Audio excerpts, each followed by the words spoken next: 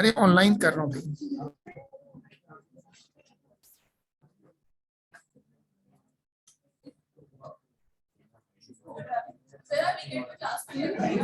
Sorry,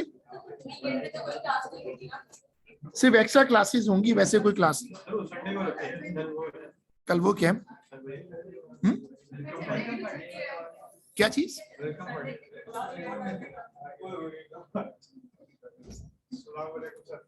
वालेकुम अस्सलाम। जुम्मा है आज।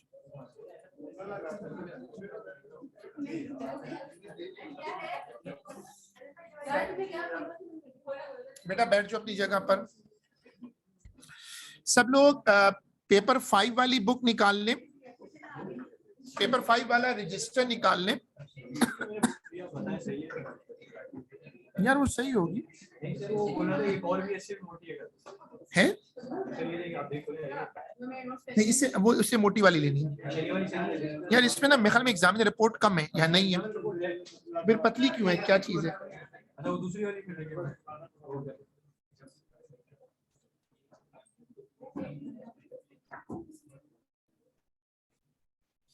चलो हेडिंग डालो, डिजाइन क्वेश्चन इंट्रोडक्शन पेपर 5। या रुक जाओ, सब लोग अटेंशन दीजिएगा। ये टॉपिक है डिजाइन क्वेश्चन और उसका जो है वो पेपर 5 है।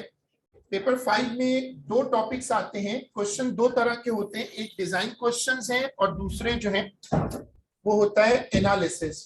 तो सबसे पहला जो कॉन्सेप्ट है वो ये रखो, उन्हें कर्स कर दी।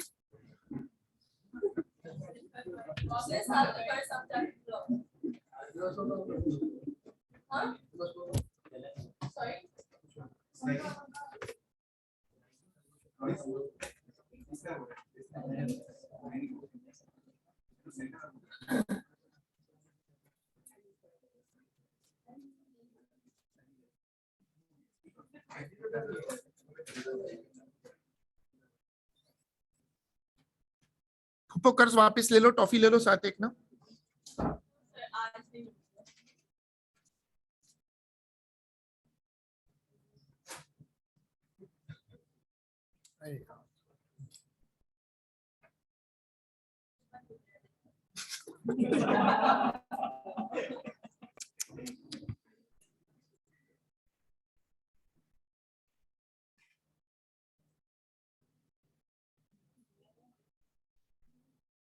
जब आप लैपटॉप सेट बेचते हो ना तो आप मुझे गिफ्ट करते हो अपनी फाइल्स के लिए, अपनी सारी फाइल्स। क्या करोगी? हेडगल तो बनी नहीं, लैपटॉप का क्या करोगी?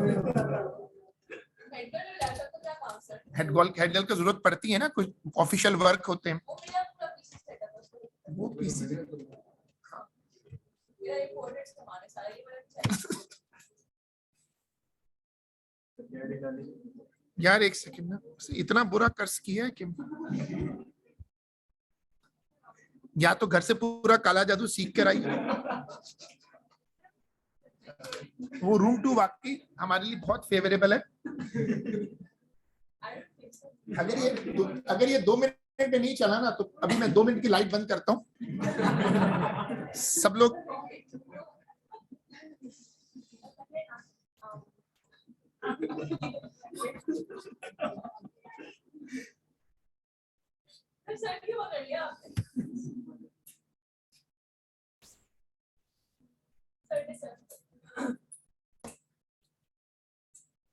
नहीं चल रहा।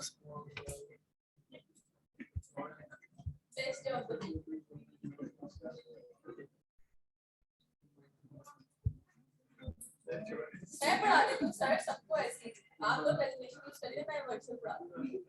Sorry ma'am.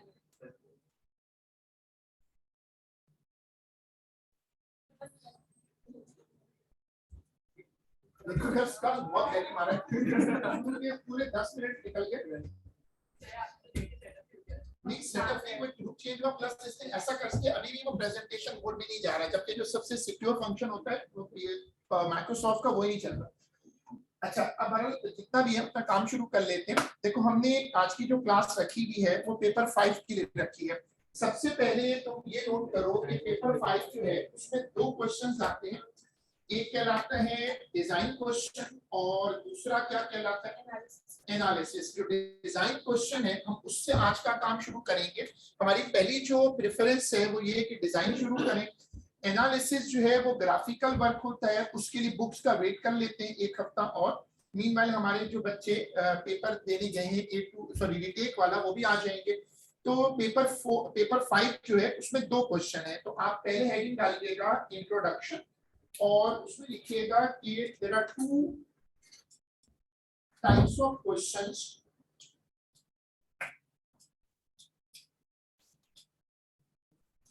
There are two types of questions. क्या कर रही है?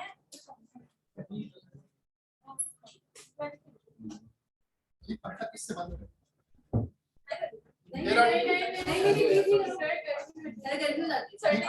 चल रहा, सही हो जाएगा लेकिन उससे शोर है ना, वो ऑनलाइन भी साथ कर रहे हैं ना, तो उसकी आवाज पिक होती है। लिखिएगा कि there are two types of questions. Number 1 design question, number 2 analysis question.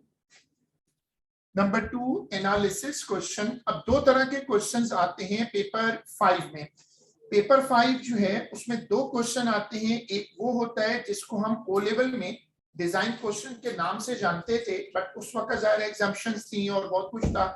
ATP कुछ लोगों ने दिया था, कुछ ने नहीं दिया था। ये डिजाइन क्वेश्चन क्या होता है कि it's a theoretical test for practical work. तो होता ये कि जब आप लैब में जाते हैं तो आप प्रॉपर एक्सपेरिमेंट परफॉर्म करते हैं, फिर आप उससे रिलेटेड चीजें करते हैं। इन्होंने एक ऐसा पेपर डिजाइन किया हुआ है जिसमें ये आपको दो तरह के क्वेश्चन देंगे, दोनों में पूरा एक्चुअली वो लैब वर्क जो है वो टेस्ट होता है। डिजाइन क्वेश्चन में आपको एक एक्सपेरिमेंटल सिचुएशन देंगे जिसको आपने खुद सोच कर डिजाइन करना होगा, उसकी एक डायग्राम बनानी होगी, फिर उसकी प्रिकॉशंस लिखनी होगी। ये बहुत इंटरेस्टिंग टॉपिक होता है। Many people in our country perform very good in that because हमारी इमेजिनेशन बहुत स्ट्रॉन्ग है। एक्चुअली हमारे पास खाली इमेजिनेशन ही है, हम करते तो कुछ भी नहीं है। तो इमेजिनेशन के मामले में we are very smart people. हम सोचने के लिए, काम करने के लिए दोनों में बहुत कंट्रास्ट रखते हैं। तो ये वो टॉपिक है जिसमें आपको सोचना होगा कि आप एक एक्सपेरिमेंट को कैसे करेंगे। ये कहलाता है डिजाइन क्वेश्चन। एनालिसिस में एक पूरा ग्राफिकल टेबल दिया होता है, उसको हमें अनसर्टेनिटी पे सॉल्व करना होता है, फिर हमें उस पर एक ग्राफ बनाकर ग्रेडियंट निकालना होता है, इंटरसेप्ट निकालना होता है। ठीक है, तो दो तरह के क्वेश्चंस हैं। ये एक सेपरेट पेपर है जो हम समझ सकते हैं कि मेन पेपर 4 से बहुत छोटा है, स्कोरिंग है। और जैसे मैंने कहा कि इसमें कोई पर्टिकुलर सिलेबस नहीं है, सवाल किसी भी टॉपिक पर आ सकता है, चाहे वो ओ लेवल हो चाहे ए लेवल हो, क्योंकि वो पूरा खुद एक्सप्लेन करता है। बेसिक नॉलेज आपके पास होती है लैब की। अब यहाँ इसको हम जल्दी क्यों शुरू कर रहे हैं अक्टूबर से, क्योंकि पिछले साल पेपर 3 में भी एग्जाम्पशन थी। तो ये जो हमारी बच्चों की इस वक्त जनरेशन है, जिसको हम लोग कहते हैं कि ये बेसिकली ई जनरेशन है, एग्जाम्पशन जनरेशन है। ये तो हर चीज में एग्जाम्पशन ली हुई है। एटीपी भी कई बच्चों ने नहीं किया, पिछले साल लैब भी कई बच्चे नहीं गए। हमारे यहाँ तो मेजोरिटी 2-4 बच्चे गए, बाकी तो एग्जाम्पशन पर थे। अब उसका नुकसान ये होता है कि लैब का एक्सपोजर चूंकि नहीं है, तो वहां आकर कई चीजों में लैकिंग होती है। जैसे सीआरओ यूज नहीं की, कभी पढ़ी तो है, तो फिर वो पूरा ही थ्योरेटिकल हो जाता है। तो मैंने अब आपको दो बातें समझाई आज के डिस्कशन के स्टार्ट में कि पेपर 5 एक सेपरेट पेपर है, छोटा पेपर है और स्कोरिंग है। दूसरी बात ये समझाई कि पेपर 5 में दो तरह के क्वेश्चन आते हैं। एक कहलाता है डिजाइन क्वेश्चन, जो आज हम डिस्कशन में रख रहे हैं, यानी हम डिजाइन क्वेश्चन को अलग परफॉर्म करेंगे और एनालिसिस को अलग क्लास में रखेंगे ताकि दोनों का अलग अलग टेम्परमेंट बने। डिजाइन क्वेश्चन क्या होता है, इट्स लाइक एन एटीपी। तुम्हें लैब जाना नहीं है, बट तुम्हारी लैब की नॉलेज टेस्ट होगी कि तुम कैसे कोई इंस्ट्रूमेंट लगाओगे, रीडिंग कैसे लोगे, प्रिकॉशंस क्या लिखोगे, इंप्रूवमेंट कैसे होगी। जिन्होंने एटीपी दिया है उनको मेरी बातें सुनकर याद आ जाएगा। अच्छा, दूसरा जो सवाल होता है उसमें एग्जामिनर तुम्हें डेटा निकाल कर देगा, इक्वेशन बनाकर देगा, तुम्हें उस इक्वेशन से ग्रेडियंट निकालना होगा, इंटरसेप्ट निकालना होगा, ग्राफ ड्रॉ करना होगा, जो हमारे लिए बाज बच्चों के लिए बहुत आसान होता है। ये डिपेंड करता है, यहाँ दो ग्रुप्स बन जाते हैं आमतौर पे। कुछ बच्चे जो होते हैं वो डिजाइन में बहुत अच्छा परफॉर्म करते हैं क्योंकि उनकी इमेजिनेशन अच्छी होती है, कुछ ने लैब भी अटेंड की है। Other people are good actually in graph. दोनों जो स्किल्स हैं, दोनों स्किल्स हमारे पास हैं। पेपर स्कोरिंग है, लेकिन बहरहाल हम इसको शुरू जल्दी क्यों कर रहे हैं, हालांकि अभी सेशन है हमारे पास, क्योंकि मेरा अंदाजा है कि हमें इसमें प्रॉब्लम आएगा, क्योंकि हमें इंस्ट्रूमेंट्स याद करने पड़ जाएंगे, क्योंकि हमारे पास वो लैब एक्सपोजर नहीं है हमारे इस ग्रुप के पास। आपने जो लिखा उसके बाद हेडिंग डालिएगा design question, introduction for design question. Heading डालिएगा इंट्रोडक्शन फॉर डिजाइन क्वेश्चन।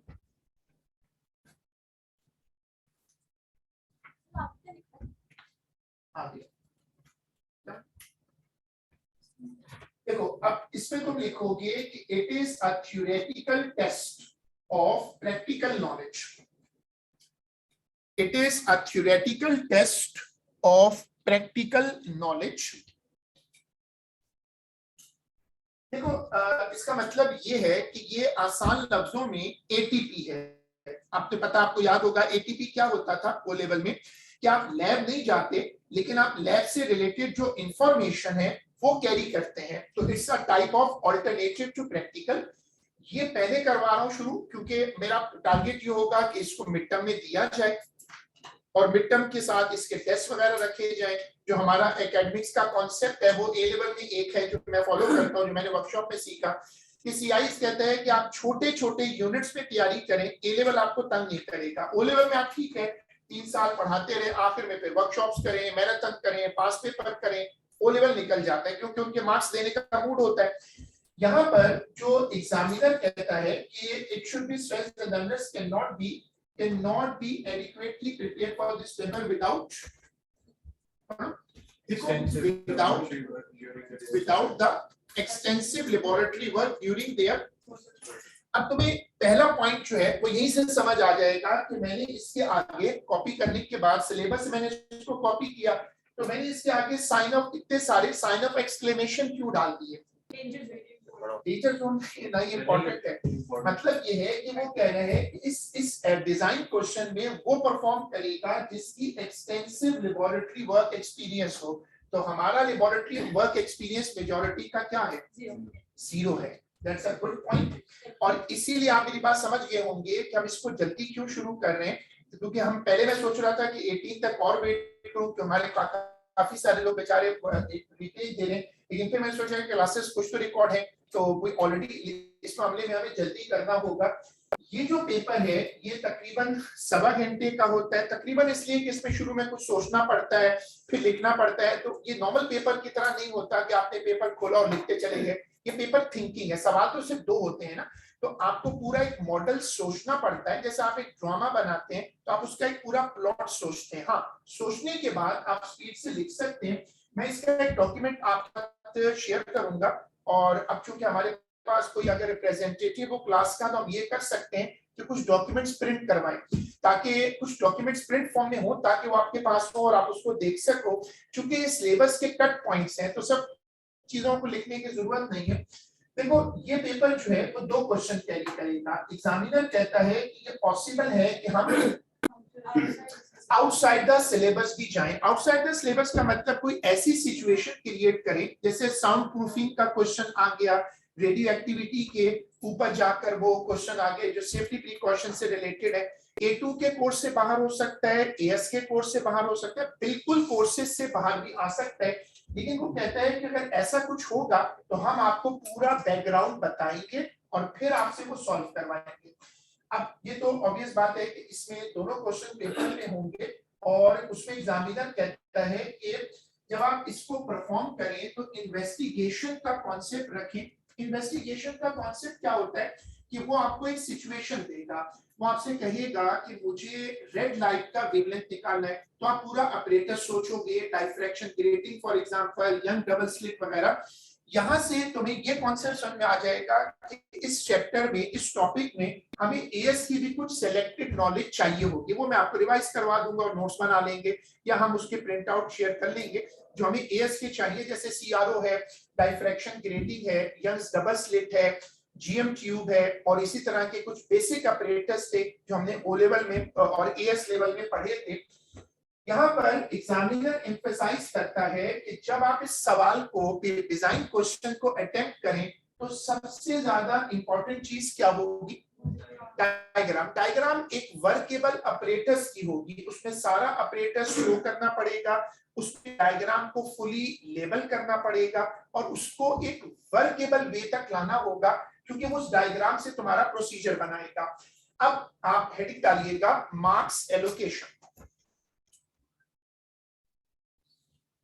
जैसे मैंने कहा कि मैं जो चीज लिखवाऊंगा बस वो काफी है, बाकी मैं आपको प्रिंट फॉर्म में दे दूंगा। सबको एक सेपरेट पतला सा रजिस्टर मेंटेन करना है। हम जब क्लास रखेंगे तो चूंकि इसकी पास पेपर की बुक ये ये बुक लेकर आए, ये भी अच्छी बुक है। क्या है इसका पब्लिशर?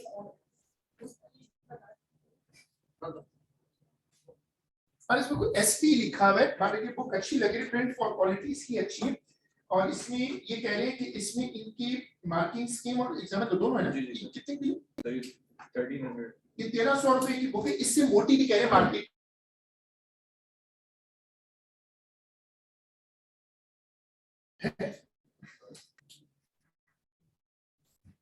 सर आप क्या हमारे सबके लिए गिफ्ट ले, ये बुक तुम्हारे साथ नहीं मार दूंगा।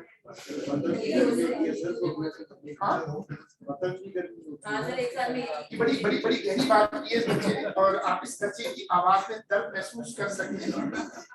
बड़ी हिम्मत है इस बच्चे की, साथ इतने दर्द के साथ बंदा बात करे और बैठा हुआ भी वो बड़ी हिम्मत की बात है। बड़ी हिम्मत, वेरी वेरी नाइस, बहुत अच्छा पॉइंट है। देखो ये होता है A2 में इंसान चोट खाकर एक्सपीरियंस हो जाता है। ये बात बिल्कुल सही है कि इतनी मोटी किताब बंदा ना रखे। सर आप देख क्या रहे हो? बेटा ये देखना है कि ये बुक, अगर देखो इस बुक पे लिखा है 2007 ऑनवर्ड, आपको न्यूज़ पे जैसा कि न्यू बॉर्न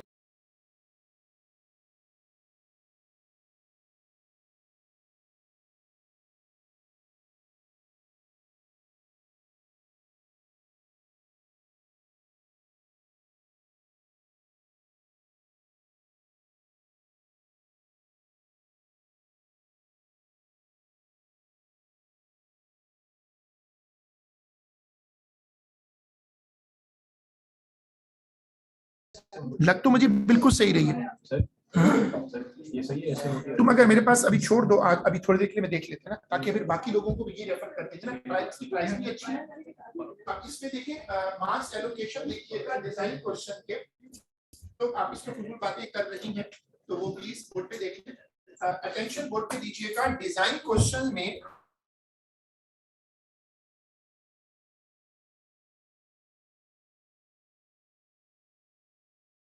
होते हैं 15-15 के 2 क्वेश्चन होते हैं। 30 में से आपको 22-23 उठाने हैं, क्योंकि उधर आपको 100 में से 60 क्रॉस करना है, यहाँ पर आपको 23 क्रॉस करना है। तो आप आराम से फिर ए ग्रेड को एम कर सकते हैं, या इवन ऊपर जाए तो ए स्टार भी हो सकता है।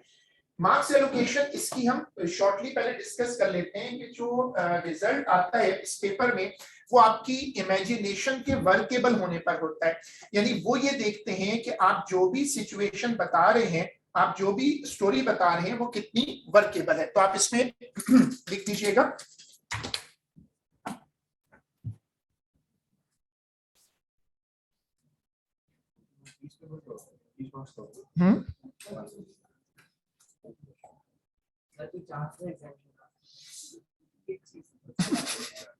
मुझे बात है कि लॉजिकल बात है कि P3 एग्जाम करवा दिया तो P3 एग्जाम 2 है नवंबर में, जून में नहीं हुआ। और जिन्होंने एग्जाम करवाया पिछले साल, मैंने तो सबको मना किया था। आप पूछ लो जो लोग बैठे हुए, रिजल्ट क्या आया ये बताएं। प्रैक्टिकल का हमारा ए है प्रैक्टिकल। सबका ए नहीं आया ना प्रैक्टिकल में। लैब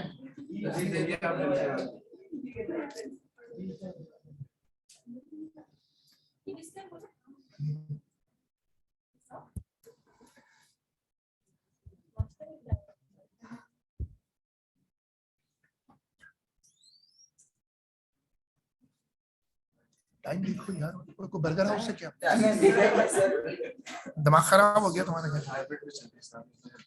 आप पढ़ रहे थे तो हम यहाँ कैरम बोर्ड खेल रहे हैं क्या? यार आपकी क्लास ले रहे हैं सर। अरे तो ये तो समझ में नहीं आ रहा कि मेरी class. Carrom board is a good game.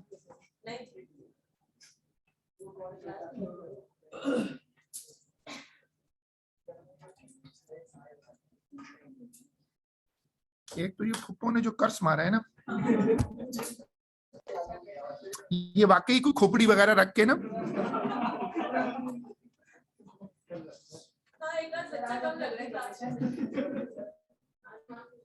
Sorry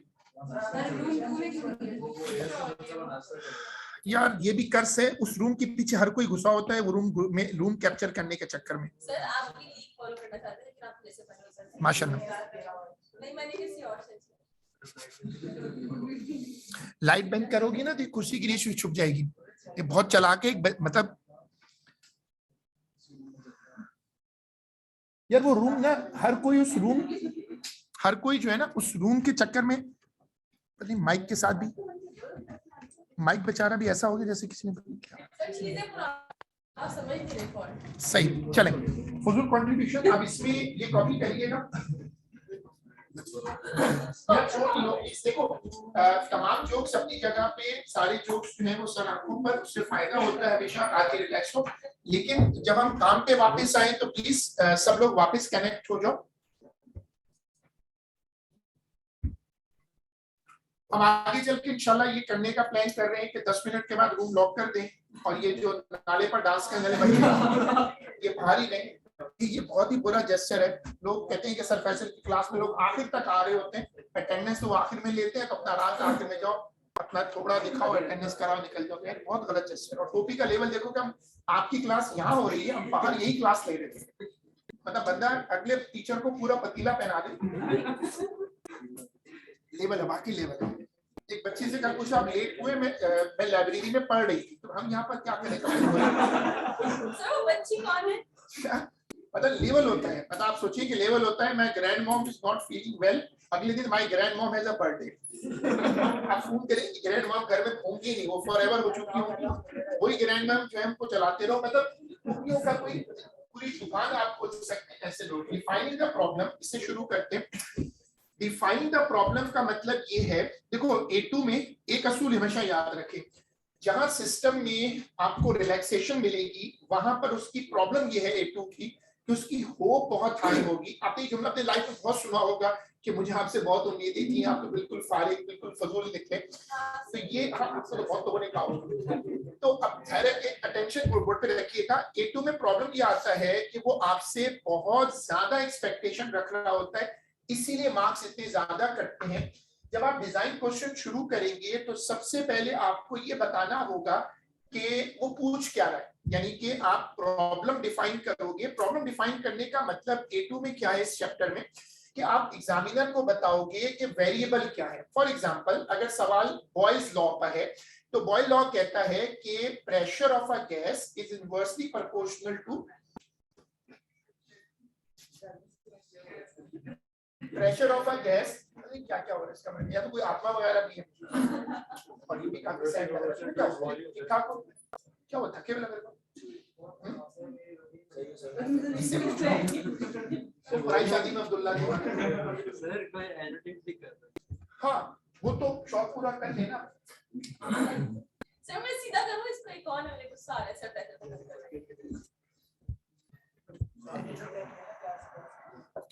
भाई एनोटेशन नहीं करो यार, तुम लोग क्या बचपन में क्या, मैं तो क्लास में ऑनलाइन बच्चे को कुछ बोल के नहीं बोल सकते। मैं तो एडवांस खत्म कर क्लास, या तो क्लास खत्म कर दी या एक बच्चे को चले। अटेंशन प्लीज बोर्ड पे दीजिएगा। अगर आप बॉयज लॉ पर सवाल फेस करते हैं तो बॉयल लॉ कहता है कि pressure is inversely proportional to volume provided temperature remains. आपने दो वेरिएबल डिफाइन किए और एक कांस्टेंट डिफाइन किया, इसको इस टॉपिक में बोलते हैं डिफाइनिंग द प्रॉब्लम। अगर आपसे सवाल आता है जो चार्ल्स लॉ पर है तो आप समझते हो चार्ल्स लॉ क्या था, volume of a gas is directly proportional to temperature provided pressure remains constant, this is called. देखो तुम कॉन्सेप्ट हमेशा स्ट्रॉन्ग बनाओ, उसके बाद जब वो टॉपिक रोल होना शुरू करेगा फिर आप टीचर को वापस जाने का नहीं कह सकते। डिफाइनिंग द प्रॉब्लम का मतलब है, डिफाइनिंग द प्रॉब्लम का मतलब है कि आप किसी भी सिचुएशन में इंडिपेंडेंट वेरिएबल बताओ, डिपेंडेंट वेरिएबल बताओ और कांस्टेंट बताओ। मैं एक और एग्जांपल रखता हूं, सपोज सवाल आता है ओम्स लॉ पे, तो डिफाइनिंग द प्रॉब्लम का मतलब क्या होगा? Voltage is directly proportional to current provided resistance। Independent variable बताओ, डिपेंडेंट वेरिएबल बताओ और कांस्टेंट बताओ, इसको क्या कहते हैं? Defining the problem. उसके बाद मेथड्स ऑफ डेटा कलेक्शन, इसका एग्जामिनर कहता है कि हम आपको 4 मार्क्स देंगे।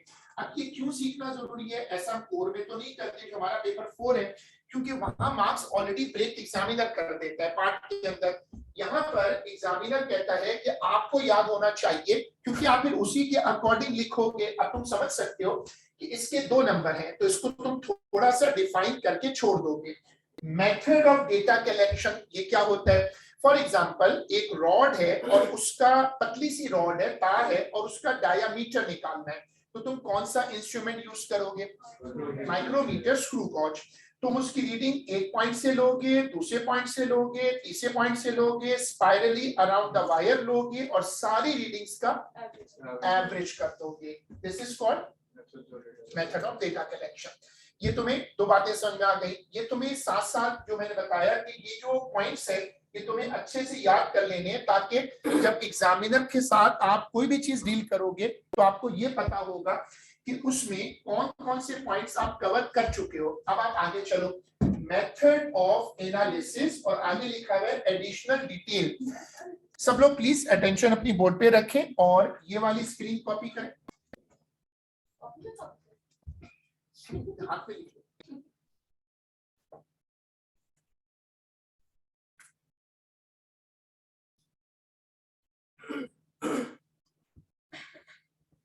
ठीक है, मार्क्स एलोकेशन आपको याद करनी होगी। इसका डॉक्यूमेंट मैं प्रिंट फॉर्म में की कोशिश करूंगा कि शेयर हो जाए, और मीडिया फॉर्म में तो हम ज्यादा डॉक्यूमेंट शेयर करते हैं। अब देखो ये जो लिखा है मेथड ऑफ एनालिसिस, ये क्या चीज है? मेथड ऑफ एनालिसिस का मतलब होता है कि तुम्हें एक इक्वेशन दी हुई होगी, अक्सर सवालों में दी होती है, उस इक्वेशन को तुम्हें लीनियर लॉ पे कंपेयर करना होगा और उसको कंपेयर करके एग्जामिनर को बताना होगा कि इस डेटा से रिजल्ट कैसे निकलेगा। जैसे ओम्स लॉ की इक्वेशन होती है V = IR। तुमने एटीपी जिन लोगों ने दिया उनको पता है कि तुम एग्जामिनर को बोलते थे कि देखो तुम वोल्टेज की रीडिंग लो, तुम करंट की रीडिंग लो और उसको एक टेबल में प्लॉट कर दो, टेबल में स्टोर करो और फिर उसको प्लॉट करके ग्राफ बना लो। इसको हम लोग क्या कहते हैं? Method of analysis. मैं दोबारा समझाता हूं, गौर से समझिएगा। मेथड ऑफ एनालिसिस का मतलब है कि तुम्हें एक इक्वेशन दी हुई होती है, तुम उस इक्वेशन के अकॉर्डिंगली एग्जामिनर को डिस्क्राइब करते हो। करना नहीं है तुम्हें, ना टेबल बनाना है, ना ग्राफ बनाना है, ना ग्रेडियंट निकालना है। क्वेश्चन नंबर 1 में बताना है एग्जामिनर को कि तुम ये टेबल बनाओ, तुम ये वाला ग्राफ बनाओ, उसमें y पर ये रखो, x पे ये रखो, उसका ग्रेडियंट ये होगा और फिर उस ग्राफ से रिजल्ट ऐसे निकलेगा। कुछ लोगों को मेरी बात शायद अभी पहली क्लास में समझना है, लेकिन फर्क थोड़ी देर जब इंशाल्लाह इसके पेपर शुरू होंगे तो समझ आ जाएगा कि होता क्या है। इस पहले क्वेश्चन में तुम्हें खुद कुछ नहीं करना, तुम्हें एग्जामिनर के सामने एक वर्बल डिस्क्रिप्शन देनी है और ये चीज देखिएगा additional detail including safety precaution, जो हर लैब एक्सपेरिमेंट में होती है। अगर तुम एक थर्मल एक्सपेरिमेंट कर रहे हो तो तुम एग्जामिनर को बोलते थे एटीपी में ओ लेवल में कि हीट ग्लव्स रखो। जब तुम इलेक्ट्रिसिटी का लैब एक्सपेरिमेंट करते थे तो तुम एग्जामिनर को कहते थे कि इंस्ट्रूमेंट को गर्म मत होने दो। जब तुम लाइट का एक्सपेरिमेंट करते थे तो तुम उसको कहते थे कि एक्सपेरिमेंट को बहुत ज्यादा ब्राइट रूम में कंडक्ट ना करो, पार्शियली डार्क होना चाहिए। इसी तरह हम एक्सपेरिमेंट में बोलते थे कि पैरेलक्स एरर को अवॉइड करो, जीरो एरर को अवॉइड करो। ये सब चीजें इस टॉपिक में किस हेडिंग में आ जाएंगी? तो अब आपने सारा बैकग्राउंड समझ लिया। देखिए डिफाइनिंग द प्रॉब्लम में आपको क्या करना है? अब बताओ इंडिपेंडेंट वेरिएबल क्या होता है? 2 वेरिएबल होते हैं जिसको हम बदल सकते हैं, जो हम बदलते हैं उसको क्या कहते हैं, और जो उससे बदलता है, और उस वेरिएबल की गेन के साथ क्या होता है, ऐसे वेरिएबल भी होते हैं जिनको क्या रखना। दोबारा वही एग्जांपल, बॉयज लॉ कहता है कि pressure of a gas is inversely proportional to volume provided temperature remains constant. Pressure तुम बदलोगे, वो क्या हुआ, वॉल्यूम उससे बदलेगा और टेम्परेचर रिमेन्स कांस्टेंट। ये तुम्हारे 2 मार्क्स हो गए। मेथड्स ऑफ डेटा कलेक्शन, इसमें तुम्हें एग्जामिनर को एक वर्केबल मेथड बताना होगा, प्रोसीजर बताना होगा, इसी में वो डायग्राम आती है जिसके बहुत ज्यादा मार्क्स होते हैं। Describe how the independent and dependent variables are to be measured.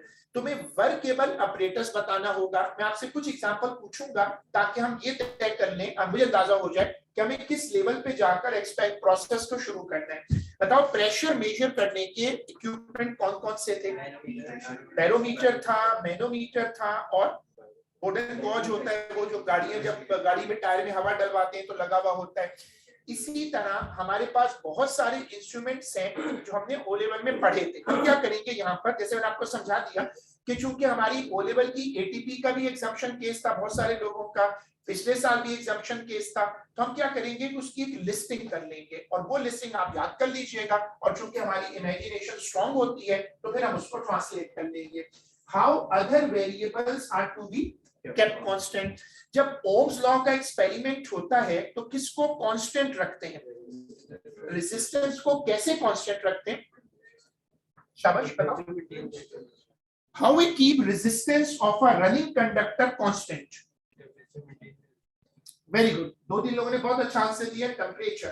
क्या रेजिस्टेंस सिर्फ टेम्परेचर से बदलती है या length of a conductor, cross sectional area of a conductor से भी बदलती है? आप बात करते लोग पहुंच गए। Describe with the aid of a clear label diagram. Clear label diagram, इस पर सारी गेम आके रुकती है और पाकिस्तान में इस पे नेक्स्ट लेवल की डायग्राम्स बनती है दोनों तरफ की। मतलब एक तरफ एक्सट्रीम हाई लेवल होता है और दूसरी तरफ एक्सट्रीम लो लेवल भी होता है। यानी ऐसी डायग्राम्स बनाई गई हैं पास पेपरों में जिनको देखकर मार्किंग स्कीम रीराइट करनी पड़ गई कि उस बच्चे का सोल्यूशन मार्किंग स्कीम से भी बेहतर था, और कुछ लोगों ने रिवर्स कर दिया। उनको देखने के बाद आप मार्किंग स्कीम फाड़ के फेंक दें, क्योंकि ऐसे बच्चे होते हैं जो कि ऑपरेटर्स अपने दिमाग से खुद ही सोचते हैं। सुपर कंप्यूटर लगा दिया कि अब सुपर कंप्यूटर लैब में कहां से आएगा, हमारी लैब में वर्नियर कैलिपर नहीं मिलते तो वो कहां से आ गया सुपर कंप्यूटर। फिर ब्रेन के साथ माइक्रोस्कोप लगा दिया कि भाई आप ब्रेन में झांक कर देख लें। इस तरह के लोग होते हैं। मैं आपको एक एग्जांपल देता हूँ, ये रियल एग्जांपल्स है, इसमें हंसना नहीं चाहिए क्योंकि ये सब लोग जाहिर है कि कहीं किसी ना किसी डायरेक्शन में गुजर चुके हैं। पेपर में सवाल आता है, जो मैं एग्जांपल दे रहा हूँ ताकि आपको इसका मेन फ्लेवर समझ आ जाए कि how you can record the sound of a bat. Bat, जिन्होंने हॉरर मूवीज देखी हैं उनको बैट का पता है। बैट क्या होती है बताओ, आप बताओ। आपको बैट नहीं करना, बैट क्या होती है? जैसे कोरोना हुआ था, लेवल चेक करें बच्चे का। तो व्हाट इज अ बैट? चमगादड़ हॉरर मूवीज का फेवरेट होता था। वो जो आत्मा वगैरह के आने से पहले वो 2-4 चमगादड़ें निकल जाती, फिर वो आत्मा वो सफेद साड़ी पहन के डांस करती हुई आई। तो वो जो चीज थी वो सबको याद होगी। अब देखिए ये समझ में आ गया फौरन। कुछ लोग इमेजिनेशन में वहां आत्मा तक पहुंच भी गए होंगे। अब आप उनसे पूछो ये क्या लिखा है, उस बच्चे की आंखें बाहर आ जाएंगी, उसको समझ ही नहीं आ रहा कहाँ बैठा। तो कितने अफसोस की बात है, बैठे चाहे यार नाराज मत बैठे। सॉरी को माइंड कर। आप चाहिए आप ग्रीटिंग खिलाते हैं। हाँ, ग्रीटिंग बेटा मैं पिलाता नहीं किसी को, अस्तगफिरुल्लाह ऐसी होती है। क्या तो ऐसे लोग हैं, एक बच्चे को कल गलती से वो जो बीटेबल बिस्किट होती है शुगर वो ऑफर की कि हाँ मैं तो 2 लूंगा। मैंने सोचा नहीं खाएगा क्योंकि ज्यादा कौन खाता है, कहते मैं तो एक साथ 2 बिस्किट खाता हूँ। अच्छा, अब अटेंशन दें यहाँ पर, मुझे बताइए how you can record the sound of a bat.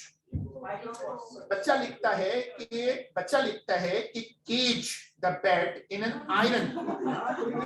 लोहे के पिंजरे में बैट को बंद करते हैं, उसके बाद उस पिंजरे में करंट छोड़ते हैं।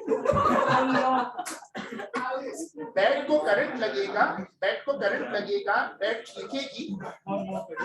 आप देखिए, आपको सुन के हंसी आएगी, लेकिन हंसी देखो रियलिटी समझने की कोशिश करो ना। अगर आप 4 महीने 5 महीने इस पेपर को टाइम नहीं दोगे, गुड़िया पीछे नहीं, अगर आप इसको, अरे तुम मतलब गुड़िया नहीं गुड़िया बोल रहे डिसिप्लिन प्लीज यार, देखिए अब वो तो बहुत ज्यादा फिर पर्सनल हो जाएगा।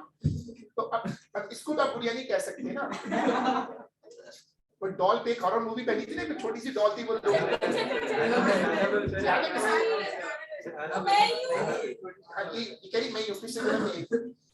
अच्छा अब चले अटेंशन दीजिए, ठीक है, डाइवर्ट हो गया। अब मैं आपको समझा रहा था कि पेपर में इस टॉपिक में मसला क्या होता है कि जब आप पूरी चीज रटवा के रखते हैं, आपने ऑपरेटर्स याद किया हुआ है, प्रोसीजर याद किया है, और आपके लैब एक्सपोजर तो है नहीं, तो आप ऐसी गलतियां करोगे ना। तो उस बच्चे ने लिखा कि आप बैट को लोहे के पिंजरे में बंद करो और करंट छोड़ दो, बैट को करंट लगेगा और बैट के सामने माइक्रोफोन रखो, रिकॉर्ड कर लो। सिंपल। दूसरे बंदे ने कहा बैट तो हमेशा उल्टी लटकी हुई होती है, उसको उल्टा ही लटका दो, उसके बाद उसको स्टिक से मारो, जब आप उसको कूटोगे तो वो चीखेगी, आवाज रिकॉर्ड कर लो।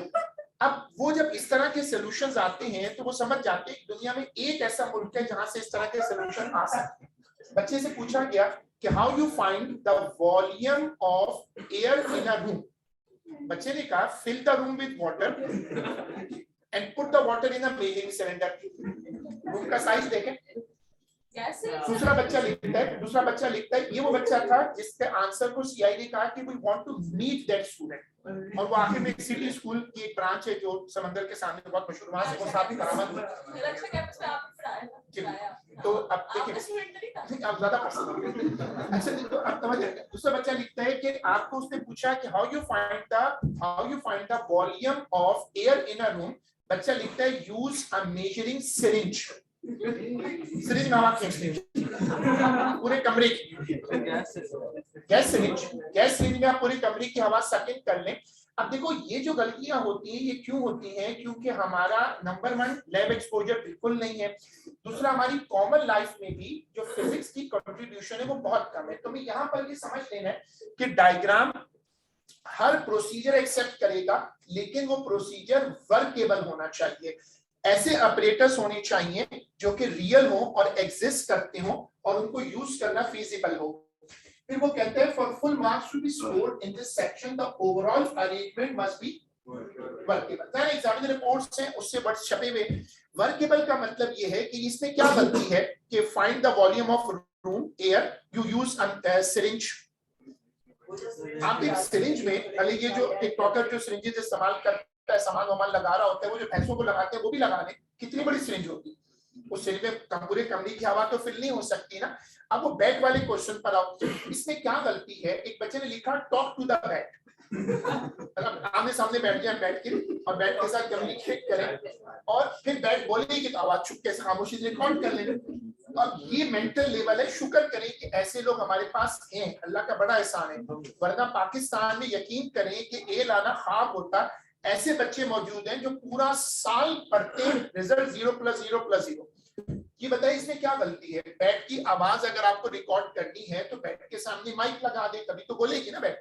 सर नहीं, उसको साउंड वेव फ्रीक्वेंसी तरीके ये काफी हद तक पहुंच गया। और बताएं शाबाश। साउंड वेव उसकी अल्ट्रासाउंड होती है। उसने एग्जामिनर रिपोर्ट में लिखा कि बैट बेचारी मार खा खा के मर भी जाएगी तो आपका स्पीकर उसको रिकॉर्ड, आपका माइक्रोफोन रिकॉर्ड नहीं कर सकेगा, क्योंकि बैट साउंड रेगुलर साउंड नहीं होती, इट इज अल्ट्रासाउंड। तो अब तुम्हें समझ में आ गया। अब कई लोगों के दिमाग में क्लिक कर गया होगा कि ऐसा कोई प्रोब होता है जो अल्ट्रासाउंड पिक करे, जिससे अल्ट्रासाउंड करवाते हैं वही होता है ना, तो आपको वो यूज करना होगा। फिर बैट मामूली सा भी बोले आप उसको रिकॉर्ड कर लोगे। यहाँ तुम्हें इस बात को अच्छे से समझने में आसानी होगी कि what do you mean by workable operators. The measuring instruments chosen for this purpose in that they should measure the correct physical quantity। ये एक और बड़ा इंपॉर्टेंट टॉपिक है और इस पर भी पाकिस्तानी ने बड़े-बड़े जबरदस्त किस्म के कॉन्सेप्ट दिए दुनिया को। लोग हैरान हो गए कि ये लोग किस जगह से आए हैं, डाउनलोडेड हैं, रियल लोग हैं, क्या हैं। सवाल आता है कि how you measure the distance, how you can measure the distance from your home to the school. बच्चा लिखता है use a thread, tie it with your car, one end to the home door and move। ये चीजें real हैं, ये paper में हो जाता है क्योंकि आपको कुछ तो लिखना है ना। उसने यही पढ़ा, कुछ लोगों को, अब इसका देखो मैं आपको समझाता हूँ इस एग्जांपल से, उनके यहाँ स्कूल इतने दूर दूर जाकर नहीं होते, आपको अपनी क्लोजेस्ट गली की दूसरी तीसरी गली में जो स्कूल है वहां जाना है, वहां ये तो नहीं होता ये स्कूल बड़ा है ये छोटा है, वहां ये है वहां वो है, तो वहां तो डिस्टेंस पैदल से भी हो जाता है, वहां तो आप वॉक करके जो फ्रंटल व्हील होता है छोटा सा ऐसे वाला, उससे भी डिस्टेंस निकल सकता है, टैकोमीटर से भी निकल सकता है, पेडोमीटर से, अब यहाँ तो डिस्टेंस बहुत ज्यादा है। तो उस बच्चे ने सोचा कि धागा बांध दूंगा, वहां जाके धागा खोल के मीटर रूल पे रखूंगा, डिस्टेंस आ जाएगा। क्यों?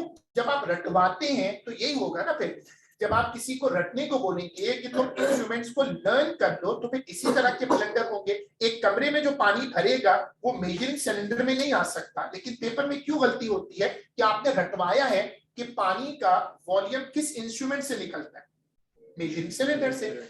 ये वो सेक्शन है जिसके लिए हम क्या करेंगे, हम कोशिश करेंगे कि पहले हमें कुछ लैब एक्सपोजर मिल जाए, अगर वो नहीं हो सका तो हम इंस्ट्रूमेंट्स को याद करेंगे। मेथड ऑफ एनालिसिस, अब देखो, describe how the data should be used in order to reach a conclusion।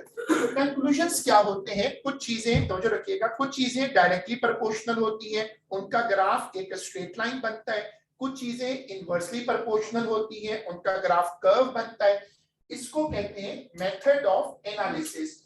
फिर कैंडिडेट्स शुड बी, देखो पढ़ो, assess the risk of, ठीक है।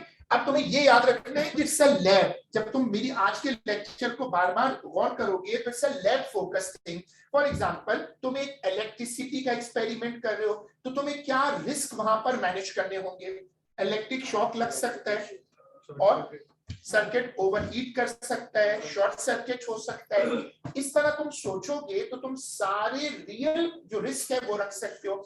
अगर तुम हीटिंग का एक्सपेरिमेंट कर रहे हो तो क्या थर्मल शॉक भी एक रिस्क होता है?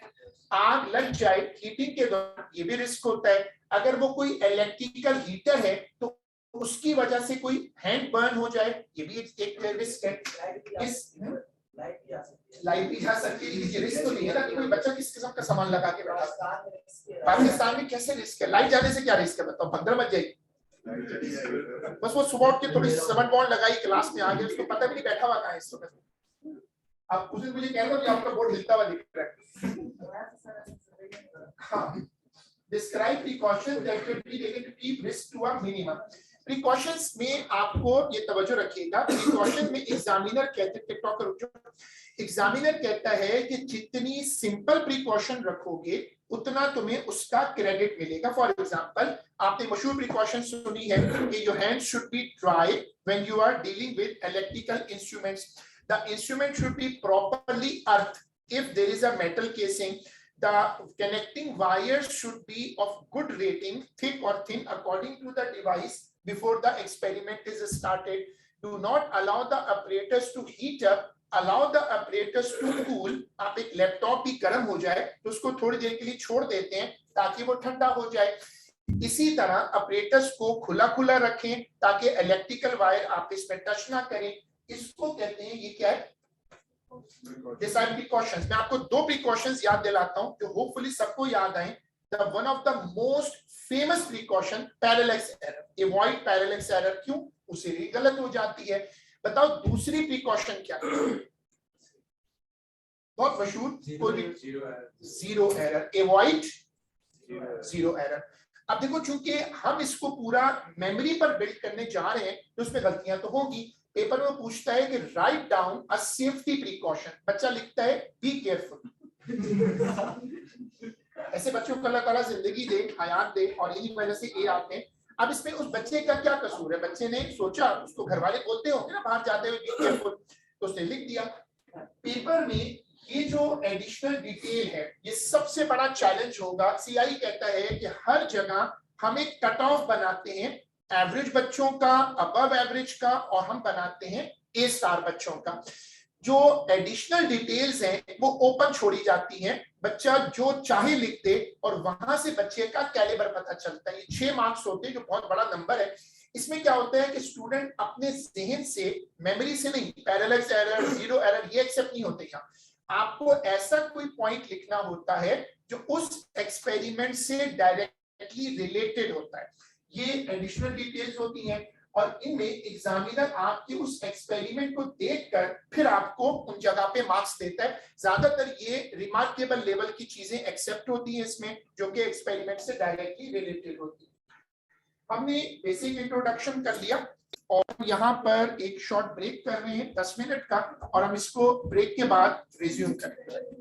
सर आपने कहा था कि जो घर से लेके स्कूल तक का डिस्टेंस जो तय करते हैं उसके लिए आप नंबर ऑफ स्टेप्स 35.5 हाँ कर सकते हैं। बिल्कुल, वो अगर आपका प्रोवाइडेड घर- कि स्टेप 0.5 हाँ प्रोवाइडेड ये कि आपका घर से स्कूल करीब है, और वहां तो होता है वहां अगर दूर है तो कुछ बच्चे सर की मजबूरी से वो पहले आए। मैं जनरल बात असल में वो बैकग्राउंड का फर्क। अगर आपका घर आपके स्कूल से दूर है, एक आप आधे घंटे में पहुंचते हैं, तो आप गाड़ी में टैकोमीटर लगा लें। सर लेकिन वो भी इतना गूगल मैप से भी चेक कर सकते हैं, गूगल मैप से भी चेक कर वो भी सकते 0.1 किलोमीटर का रास्ता है।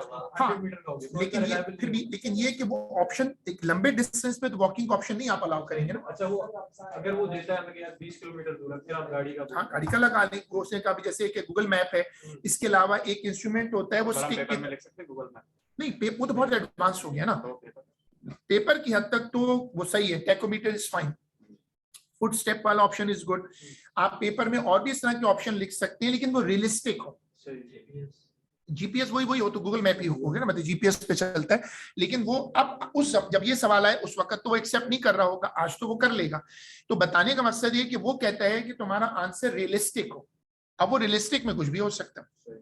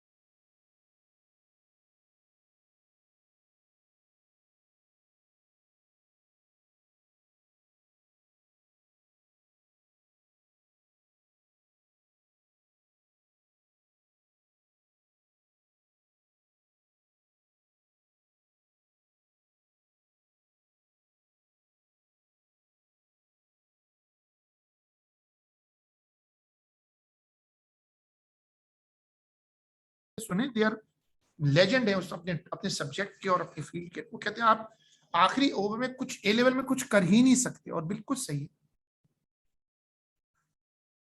इसलिए आप थोड़ा थोड़ा करें, ये नहीं कि आप भर भर के लगे ना, वो उसमें आप थोड़ा थोड़ा परफॉर्म करें। 5 क्वेश्चन 4 क्वेश्चन। देखिए हम लोग अब जो काम कर रहे हैं वो थ्योरी पर है, और आप सब लोग थ्योरी वाला रजिस्टर जो है वो रखिएगा। सब लोग थ्योरी वाला रजिस्टर रखिएगा। हम लोगों ने डिस्कस किया था चार्जिंग ऑफ अ कैपेसिटर, हम वहीं से अब रिज्यूम कर रहे हैं। चार्जिंग ऑफ अ कैपेसिटर, जब हम कैपेसिटर को चार्ज करते हैं तो हम उसको नहीं चार्जिंग शुरू हो गया था, मैंने याद है ये अभी ग्रुप पे भी यही इंग्लिश के 2 सेक्शंस जो हैं वो पोस्ट किए हैं। अब आप साइड हेडिंग दीजिएगा स्केचेस, साइड हेडिंग दीजिएगा स्केचेस।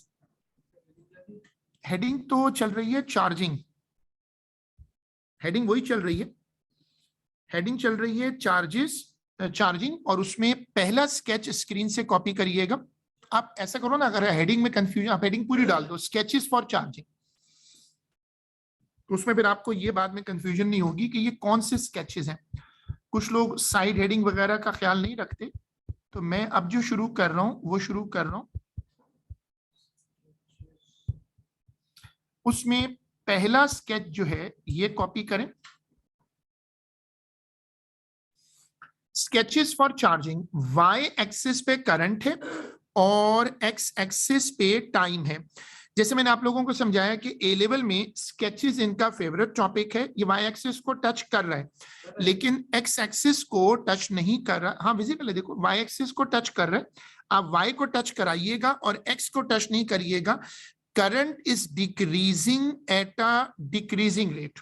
तो जब तुम एक कैपेसिटर को चार्जिंग पे लगाते हो, जब तुम एक कैपेसिटर को चार्जिंग पे लगाते हो तो उसमें क्या होता है, जब तुम एक कैपेसिटर को चार्जिंग पे लगाते हो तो कैपेसिटर के थ्रू जो करंट है वो आहिस्ता आहिस्ता, कैपेसिटर के थ्रू जो करंट है वो आहिस्ता आहिस्ता डिक्रीज करता है। कैपेसिटर के थ्रू करंट कम होता जाएगा, लेकिन ये करंट कभी भी जीरो नहीं होगा। एक्सपोनेंशियल का मतलब क्या है? एक्सपोनेंशियल वो मैथ्स वाली टर्म है जिसमें वो ई पावर में फंक्शंस होते हैं। पेपर में जब स्केच ये देगा तो देखो इतना एक्यूरेट स्केच बनाएगा, जो तुम्हें अभी नजर आ रहा है it's a very accurate sketch. Paper में जो स्केच बनाएगा वो बहुत ज्यादा एक्यूरेट होते हैं। अब आप देखिए नंबर 2,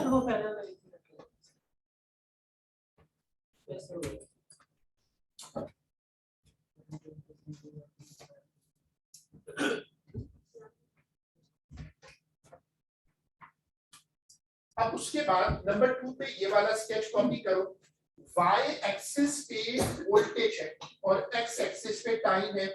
आप नोट करो कि जो ग्राफ है वो ये कहता है कि वोल्टेज बढ़ तो रहा है, प्लेटों के अक्रॉस जो वोल्टेज है, प्लेट्स के अक्रॉस जो वोल्टेज है वो बढ़ रहा है, लेकिन अभी कॉपी नहीं करिएगा, प्लेट्स के अक्रॉस जो वोल्टेज है वो बढ़ रहा है लेकिन it is increasing at a, ठीक है। जो लोग अभी आए वो नोट कर लो कि हम लोग डिस्कस कर रहे हैं स्केचेस फॉर चार्जिंग। ये कोर है, कैपेसिटर वाला टॉपिक है।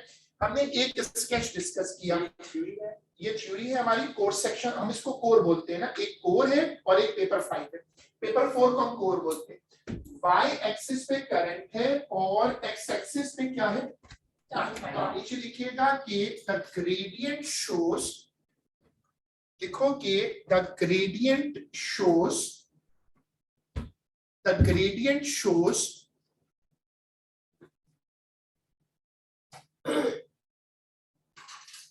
change in current per unit time.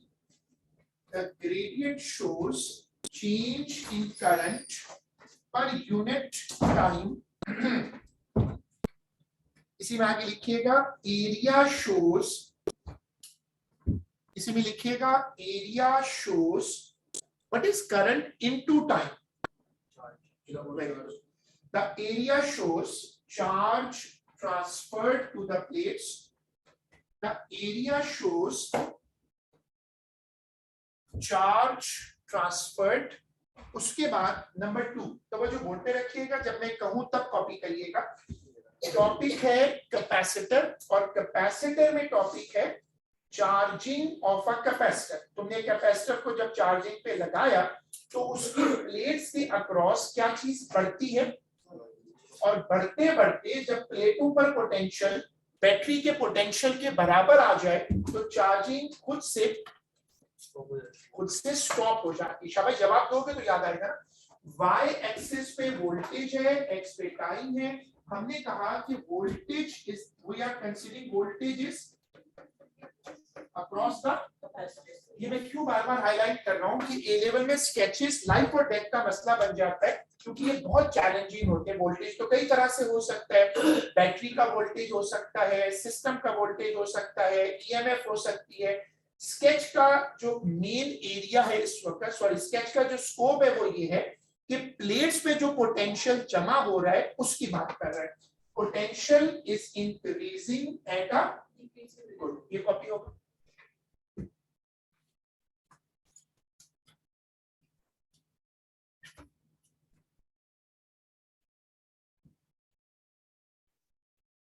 कल वाला इवेंट शाम को है ना? सुबह 9:30 रिपोर्टिंग टाइम है, 6 o'clock तक वापस। अच्छा, ये वो आउटसाइडर कैंपस हो रहा है। जी जी सर।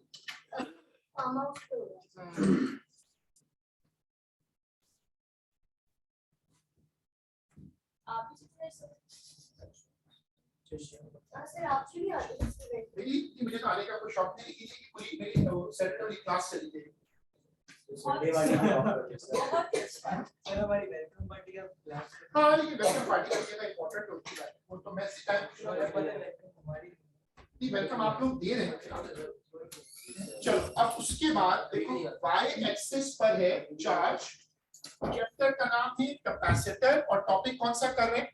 चार्जिंग का process. Charging of a capacitor. देखो ये बार बार रिपीट करता हूं ताकि तुम्हें पता हो कि तुम क्या चीज कॉपी कर रहे हो।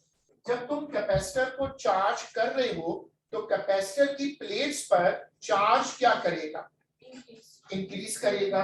लेकिन शेप क्या कह रही है कि charge is increasing at a, charge is increasing at a decreasing. ये वाली स्क्रीन कॉपी होगी।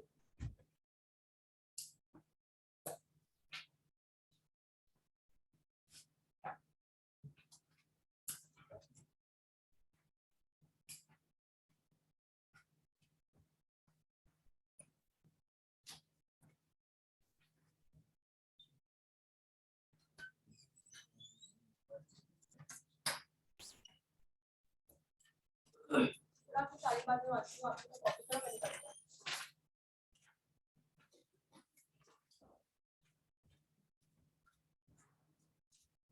देखो ग्राफ का जो ग्रेडियंट है, ग्राफ का जो ग्रेडियंट है वो किसको शो करेगा? अब एएस की एक मेमोरी बताओ, क्या ग्राफ्स में दो पैरामीटर सबसे ज्यादा पावरफुल होते हैं? Yes sir. ग्रेडियंट और एरिया। और एरिया। ग्रेडियंट क्या होता है? y अपॉन x, और एरिया क्या होता है? y into x। मुझे कैसे पता ग्रेडियंट करंट है? क्योंकि q अपॉन t। जवाब दो ना यार, ये K2 में आप ये तो नहीं सोच सकते ना, किस तरह भी आप गैप लेके बता रहे हो। What is charge upon time? देख के बताना। What is charge upon time? What is charge upon time? Current. Gradient बढ़ रहा है कम हो रहा है? कम हो रहा है।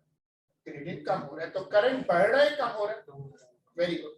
तो ये स्केच आ गया चार्ज अगेंस्ट टाइम का। ये है नंबर 3। इस पे नंबर 3 डाल देना। The less rapidly potential increases as charge is added, the more charge can be stored. Thus, the conductor will be able to store more charge for. जब आप इस तरह का पैराग्राफ देखें तो आप समझ जाएं कि ये ब्रिटिश पैराग्राफ है और ये आपके उसी कॉन्सेप्ट को बेहतर इंग्लिश में बताएगा। या बोलो इंग्लिश में, ये वही कॉन्सेप्ट आपको बेहतर वर्डिंग में बताएगा। ये स्किल है और ये वही लेवल है जिसको हम कहते हैं अबव ए लेवल, यानी ए स्टार लेवल। चूंकि एएस में ए होता, ए स्टार नहीं होता ना, तो आपको यहाँ ए स्टार क्रिएट करना है। ए स्टार तकरीबन 40 मार्क का एक बहुत बड़ा सेक्शन बना हुआ है जिसपे ये वाली लैंग्वेज होती है, स्केच का लेवल होता है, फ्लॉलेस वर्किंग होती है, डेरिवेशन, डेफिनेशंस, कैलकुलेशन, आपका सारा ए ग्रेड बच्चा करके आता है। ये मैं बीच बीच में दिखाता हूँगा और मैं इसको ग्रुप पे डालूंगा ताकि आप में से जो चाहे उसका एक एल्बम बनाना चाहे बना ले। कुछ लोग कर सकते हैं, कुछ नहीं कर सकते। ऐसा नहीं कि इसके ऊपर ना इस तरह लैंग्वेज में ना लिखो तो मार्क्स नहीं मिलेंगे। असल में मार्क्स तो आपके कॉन्सेप्ट पर और उसको स्टैंडर्ड लैंग्वेज में लिखने पे मिल जाते हैं। वो जो बीओडी होता है, ईसीएफ होता है, एक्स्ट्रा मार्क्स होते हैं, जैसे तुमने वहां देखे 6 मार्क्स एक्स्ट्रा लेके बैठा हुआ है, तो 15 में से 6 मार्क वो दे रहा है उस बच्चे को जो उसके हिसाब से ए स्टार का कैलिबर है। एग्जामिनर कहता है यहाँ पर कि जो पोटेंशियल डिफरेंस है वो डिक्रीजिंग रेट पे बढ़ेगा और उससे क्या होगा कि आपका कैपेसिटर जब चार्ज होना शुरू करेगा तो वो कम एफर्ट पे चार्ज हो सकता है। मैं इसको एक एग्जांपल से इस कॉन्सेप्ट को समझाता हूँ। तो में से जो लोग डिफरेंट तरह के मोबाइल चार्जर या लैपटॉप चार्जर यूज कर चुके हैं, उन्होंने टर्म सुनी होगी रैपिड चार्जर, उन्होंने सुना होगा जेन्युइन चार्जर। ये जो जेन्युइन चार्जर होते हैं ये कम गर्म होकर तुम्हारी डिवाइस को चार्ज कर देते हैं क्योंकि इनमें पोटेंशियल के ऑर्डर के साथ फंक्शन चेंज होता जाता है, जो हमने आज डिस्कस किया कि उसकी एक एग्जांपल है। अब हेडिंग डालिएगा calculation for charge stored in a capacitor. 2 लाइनें छोड़िएगा। चैप्टर का नाम है कैपेसिटर। ये चैप्टर कभी-कभी आता है, एक आसान चैप्टर है, छोटा चैप्टर है, लेकिन इसकी अपीयरेंस हर साल नहीं है। Calculation for charge stored in a capacitor. अब मुझे 3 कॉन्सेप्ट बताओ, तो मैं ये टॉपिक आगे ये वाला टॉपिक शुरू करूंगा। पहला कॉन्सेप्ट बताओ कि what is a capacitor. Capacitor is a device which virtually stores electrical charge, but actually it stores electrical energy. हमारे कोर्स में कौन सा कैपेसिटर ऑफिशियली है? नहीं, हमारे कोर्स में कौन सा है? Parallel plate fixed capacitor. तीसरा कॉन्सेप्ट बताओ। How a capacitor stores electrical energy. When you connect a capacitor in a power system, battery terminal does some work to drive electrons to a capacitor plate. This work done is stored in the capacitor as electric potential energy. इस chapter का अब तक का main concept, मैंने इसको importantly mark कराया था कि दोबारा बताओ। How a capacitor stores electrical energy. जब तुम्हारे लफ्ज ज़हन में आए ना स्टोर, हमेशा याद रखना उसके पीछे वर्क डन है। A capacitor stores electrical energy due to the work done by the battery that is driving electrons from the terminal to the plate. That work done converts into energy stored. यही होता है ना। Area under a current time sketch shows charge transfer. क्यों? क्योंकि I upon T charge होता है या I into T charge होता है? I to T चार्ज होता है। दोबारा बताओ। ग्रेडियंट Y upon X होता है और एरिया Y into X होता है। तो अब तुमने मेरे साथ 2-3 कॉन्सेप्ट रिकॉल कर लिए, ये कैलकुलेशन की हेडिंग दी और उसमें ये वाला कॉन्सेप्ट कॉपी होगा।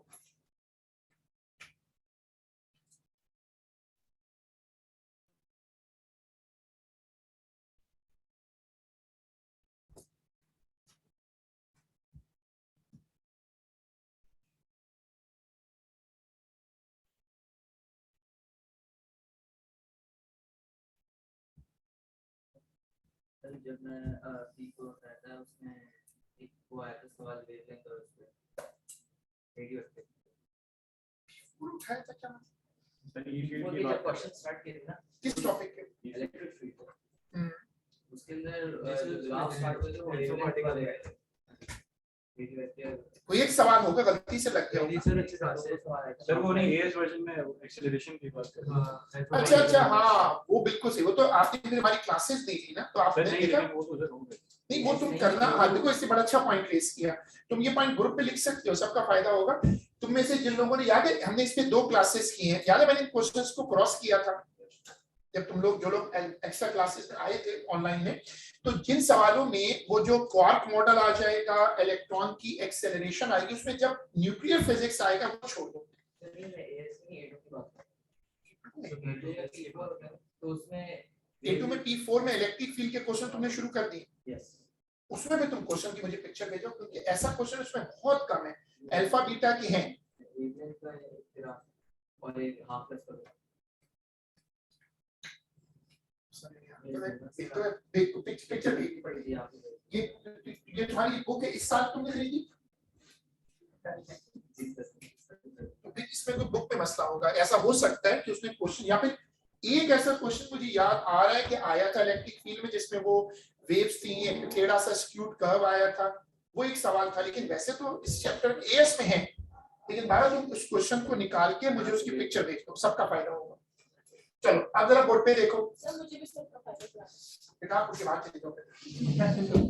Current against current I against T, ये ग्राफ है, ये उसका एरिया है। जब आप एरिया निकालेंगे तो शेडेड एरिया किसको शो करेगा? ये एरिया क्या ट्रायंगल फॉर्मूला से निकलेगा? और अगर कर्व हो तो कौन सा मनहूस मेथड लगता है? Box counting. ये सबसे गंदा टॉपिक है, और कभी जब ये सवाल पेपर में आया तो अभी क्लास ऑनलाइन है, मजबूरी लोगों ने हाथ उठा कर जो है वो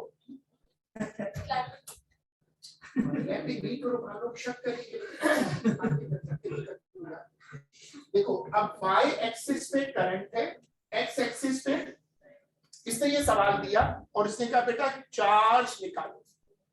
इतने प्यार से कहा। हाँ, चार्ज निकालो। बोर्ड पे देखो इधर ट्रिपलेट डुप्लीट होगा, तो डुप्लीट, लेकिन they are still very good, तो बहुत बेहतर है, ये पेपर बहुत अच्छी कर रहा है माशाल्लाह। एक को पागल लिख लेगी। और यहाँ बताओ, ये बताओ ये कैसे सॉल्व होता था?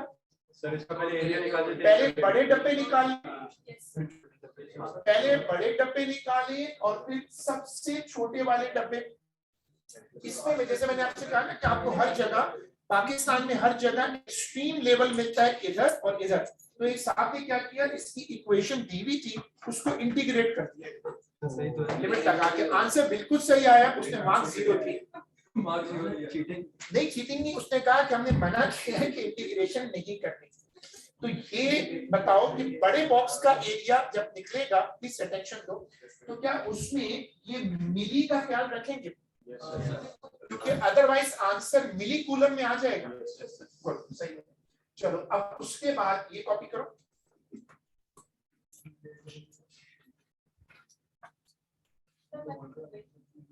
अच्छी बात है, मैंने थक गई तो माउस लिख लूंगा। वैसे भी इतने सारे काम, हरकतें बहुत सारी पारी। ये हॉरर मूवी की तरह होता है, एक क्लास में आप ब्रेक दें, ब्रेक के बाद कुछ लोग गायब होते हैं, और आप लंबी क्लास में तो उसमें एक एक करके लोग गायब होते जाते हैं, आखिर में 2 या 4 लोग रह जाते हैं।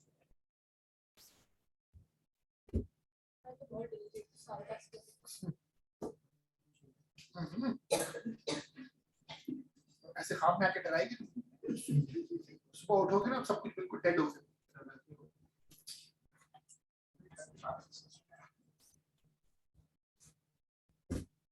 काले वाला ग्रुप भी गायब हो गया। ये वो तो 4, 5, 6, 7 लोग हो गए उसी काम। तो समन बॉन्ड ग्रुप जाए। उनका भी टाइम पूरा हो गया।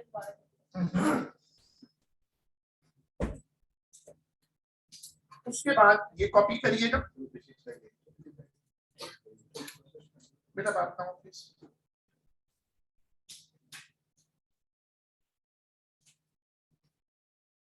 सो हमने अब ये वाली चीज डिस्कस कर ली। अब ये वाली स्क्रीन कॉपी करिएगा।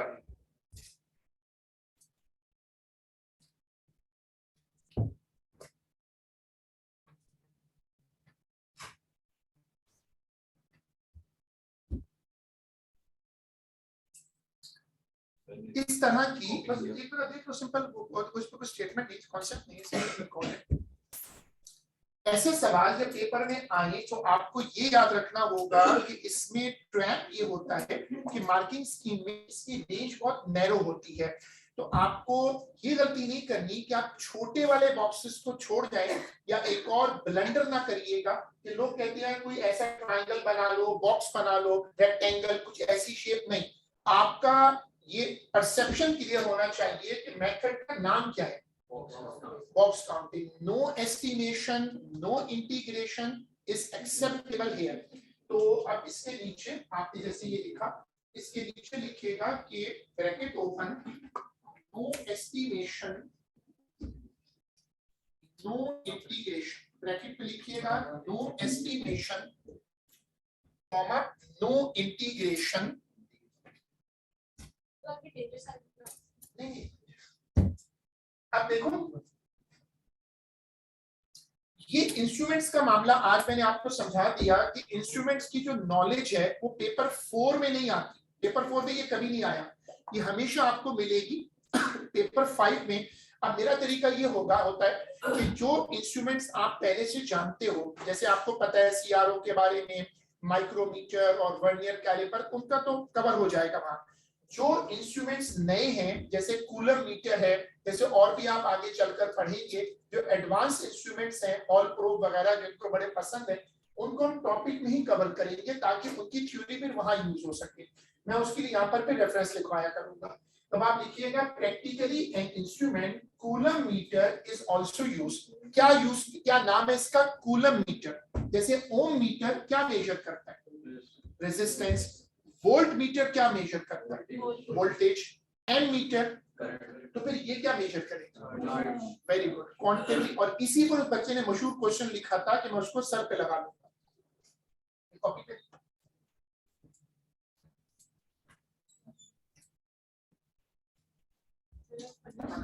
देखा ना, मुझे मसला नहीं है। आपको मेरे हाथ को भी लगा दो। हाथ थोड़ी लगाने की बात हो रही है, घुटने की बात हो रही है। घुटने में पहुंच भी पूछ सकते।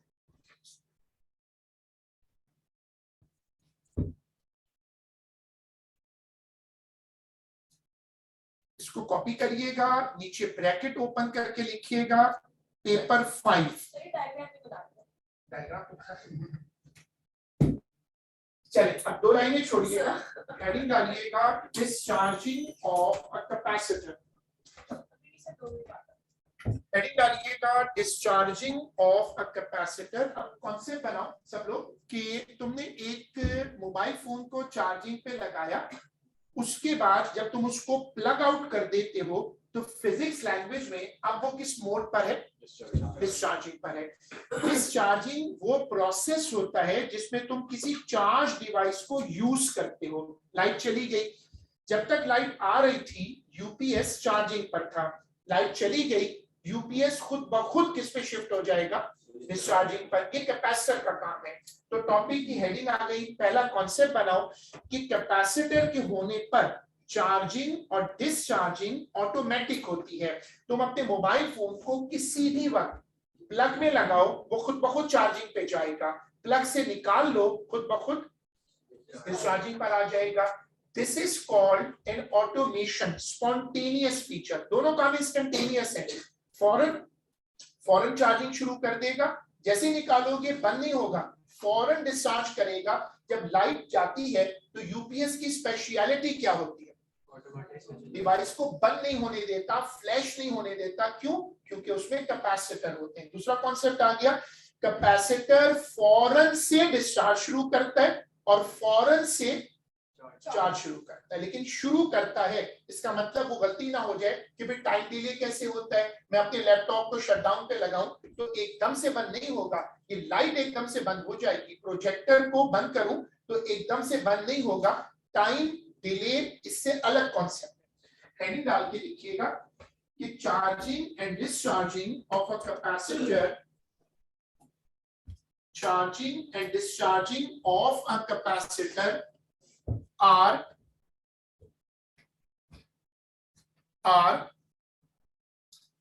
spontaneous and instantaneous. Spontaneous and instantaneous. अब देखो, हमने एक सर्किट बनाया और जिनकी मेमोरी अच्छी है, इससे मिलता जुलता सर्किट पहले भी बनाया था।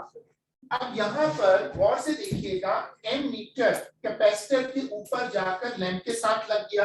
लैंप होना जरूरी है क्योंकि कोई लोड होगा तभी तो कैपेसिटर डिस्चार्ज करेगा। जब लाइट जाती है तो तुम्हारा घर एक लोड है, तुम घर पे मेन स्विच को ऑफ कर दो तो कैपेसिटर डिस्चार्ज होना बंद कर देगा या बैटरी डिस्चार्ज नहीं होगी। तुम अपने मोबाइल फोन को चार्ज करो और बंद करके रख दो, अब वो बहुत थोड़ा सा डिस्चार्ज होगा, मामूली सा इंटरनली, क्योंकि तुमने लोड हटा दिया। तो हमने कैपेसिटर को डिस्चार्ज करने के लिए क्या लगाया है, इसको कहते हैं इंडिकेटर लैंप, वो छोटे वाले जो रेड ग्रीन कलर के ग्लो करते हैं, एलईडी जो होते हैं छोटे छोटे। ये हमारा चार्ज कैपेसिटर है और उसके साथ ये क्या है, वोल्ट मीटर है। Capacitor is discharging, why? Because the switch is open. जब हमने कैपेसिटर को चार्ज किया था तो स्विच ऑन था, स्विच ऑफ कर दिया। जब तक स्विच ऑन है ये सोर्स है, ये चार्ज हो रहा है। जब आप स्विच ऑफ कर दोगे तो ये सोर्स बन जाएगा, ये डिस्चार्ज होगा और किसको पावर देगा? मैं आपको एक मेमोरी पे लाता हूं, और मेमोरी बड़ी अच्छी चीज होती है। किरचॉफ में हमने पढ़ा था दो बैटरीज का सवाल। जब किसी सर्किट में दो पावर सोर्सेस हो तो एक सोर्स होता है और एक चार्ज हो रहा होता है। जब वो सोर्स बंद होता है तो चार्ज होता हुआ सब्सटेंस खुद ब खुद, गाड़ी में एक जनरेटर होता है और एक गाड़ी की बैटरी होती है। माशाल्लाह सब ड्राइव कर रहे होगे थोड़ा बहुत, तो अब तुम ड्राइविंग में देखते हो कि तुम गाड़ी को स्टार्ट करते हो बैटरी से। बैटरी स्टार्ट करती है इंजन को, इंजन स्टार्ट करता है जनरेटर को, जनरेटर फिर बैटरी को चार्ज करता है। जब तक गाड़ी चलती रहती है जनरेटर इज द सोर्स। जैसे ही जनरेटर बंद होता है, गाड़ी किसी जगह बंद हो गई, तो गाड़ी का सर्किट वापस किस पे आ जाता है, बैटरी पर आ जाता है। तो कौन से बना, जब तक स्विच ऑन है ये सोर्स है, ये भी चार्ज हो रहा है, ये भी करंट ले रहा है। जैसे स्विच ऑफ करोगे, जैसे लाइट जाएगी, कैपेसिटर इसको पावर देना फौरन शुरू कर देगा। क्यों? क्योंकि कैपेसिटर इंस्टेंटेनियसली चार्ज करते हैं और इंस्टेंटेनियसली डिस्चार्ज पे आते हैं। कॉपी हो नहीं, एमीटर अभी भी पैरेलल में नहीं, सीरीज में। आप इसके साथ देखो ना, आप इसके थ्रू जो करंट जा रहा है उसको पिक करना चाहते हैं। After a long time, Pupo has asked a good question. Everyone should notice कि एमीटर लैंप के साथ सीरीज में है।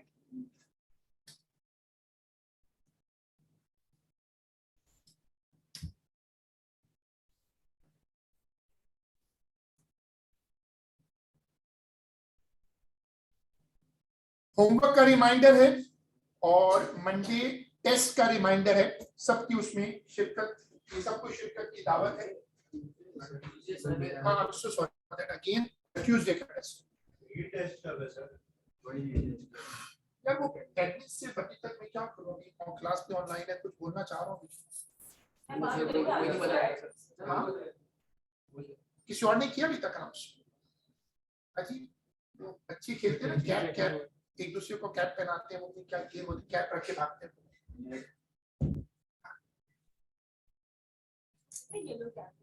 नहीं ऐसा कोई हेड गेम होता हो, दोबारा होता होगा, लेकिन अगर ये टेस्ट लेना है तो फिर वो वेडनेसडे थर्सडे को लेना पड़ेगा। टाइम तो खत्म हो रहा है ना, अक्टूबर का भी फर्स्ट वीक निकल रहा है।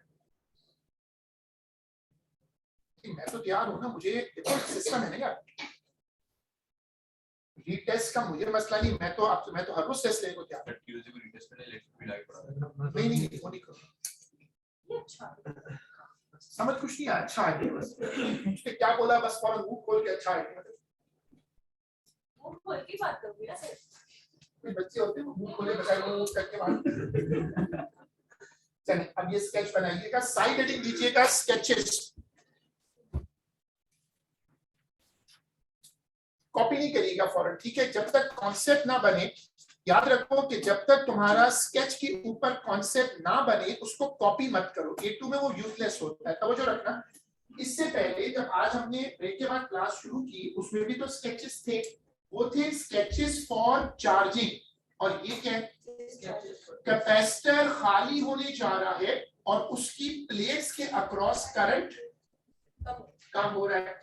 ये ग्राफ एक्स एक्सिस को टच नहीं करेगा। इसका क्या मतलब है कि कभी भी कैपेसिटर में मौजूद करंट जीरो नहीं होगा। कभी आप घर में देखिएगा पंखे का कैपेसिटर चेंज करते हैं ना, तो इवन हमारे यहाँ पाकिस्तान में, हालांकि आप कोई सेफ्टी प्रिकॉशन फॉलो नहीं करते, लोग पंखा उतार के रख देते हैं या कैपेसिटर निकाल के छोड़ देते हैं। वो कहते हैं सर इसका अभी चार्ज है, कि कैपेसिटर में करंट कभी भी जीरो नहीं होता, डिक्रीज करता है। जो लोग मैथ्स लेते हैं या एडमेस वाले हैं उनको पता होगा कि इस लफ्ज का क्या मतलब है।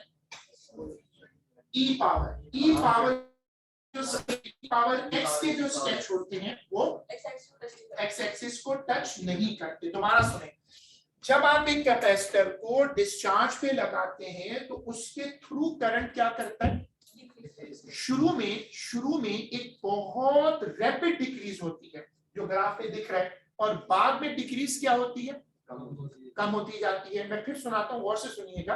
कैपेसिटर जब डिस्चार्ज होते हैं तो शुरू में डिस्चार्ज बड़ा रैपिड होता है और बाद में डिस्चार्ज स्लो हो जाता है। यानी this is a process in which you can say current is decreasing at a decreasing rate. दोबारा बोलो, current is decreasing at a, कैसे डिक्रीजिंग रेट, कैसे, क्या इसका ग्रेडियंट आहिस्ता आहिस्ता फ्लैट हो रहा है, फ्लैट। कॉन्सेप्ट बन गया, मैं आपके ऊपर कर देता हूं, इसको कॉपी करें।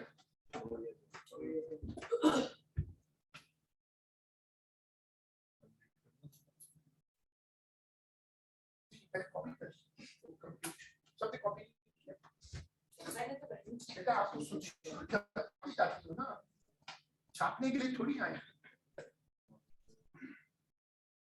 कष्ट लगा हुआ है, इसका भी तोड़ निकालना पड़ेगा, काला धागा लटकाना पड़ेगा। लाइट बंद कर, वो तो कष्ट भर जाएगा तेरे में, कुछ और बंद की दीवार को चिपक के और मसला हो जाएगा, और इसी उसी डायग्राम को अपडेट करो, सिवियर कष्ट लगा है। वही स्केच वही है, मैंने स्केच नहीं करता, अभी भी नंबर 1 है, सिर्फ ये मैंने ऐड किया उसमें। अपडेट करो, उसी स्केच को अपडेट करना, पूरा नहीं छाप देना यार दोबारा से।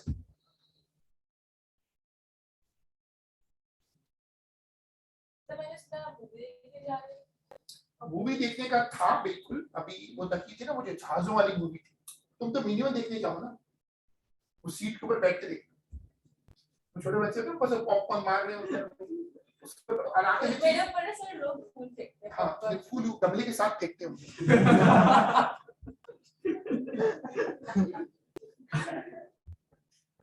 क्लास ऑनलाइन है, पता है? आपको पता है क्लास ऑनलाइन? बेटा पहले सोचिए बात, इसको ऑनलाइन करने के बाद YouTube पे डालेंगे ना, एक्स्ट्रा लाइक्स आएंगे। अब और से देखिएगा, पेपर में स्केच ऐसे बनाता है, और A2 में स्पेशलिटी ये होती है कि स्केच प्रॉपर कैलिब्रेटेड होते हैं और वो उनसे रीडिंग्स कैलकुलेट करने को देता है। XM is the rate of decrease of voltage, इस बात को समझ लीजिएगा। अब बताओ कि मैंने ये क्यों लिखा, क्या वोल्टेज अपॉन टाइम कोई क्वांटिटी होती है? नहीं होती ना, V upon T is nothing, इसलिए मैंने एक जनरल स्टेटमेंट लिख दी कि ग्रेडियंट क्या है, वेरी गुड। इसका मतलब तुमने एक और चीज सीख ली, A2 में अगर वो तुम्हें कंफ्यूज करने के लिए ग्रेडियंट पूछे तो कुछ जगह पे ग्रेडियंट कुछ नहीं होता, तो वहां पर ग्रेडियंट इस केस में बोलने के लिए हम किसके साथ लगाकर बोल देते हैं, परफेक्ट हो गया। ये वोल्टेज का ग्राफ है। अब आ जाए नंबर 2, वाई एक्सिस पे क्या है, कैपेसिटर। तवज्जो रखिएगा प्लीज, कैपेसिटर डिस्चार्ज हो रहा है तो उसकी प्लेटों पर अमाउंट ऑफ चार्ज क्या करेगा, डिक्रीज करेगा। गुड, कॉपी लो। 10 मिनट।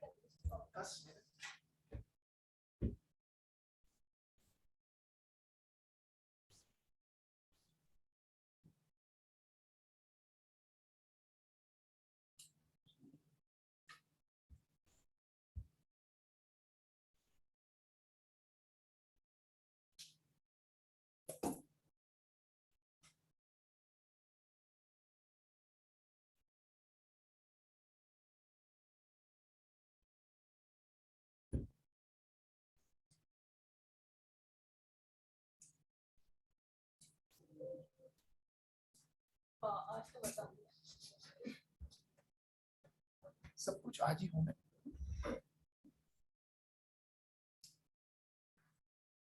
अब कैरम बोर्ड नहीं कर्ज है, लेकिन बहरहाल अल्लाह ताला का शुक्र है कि कुछ ना कुछ काम हो गया, हमारा साथ तो बहुत खराब हो गया।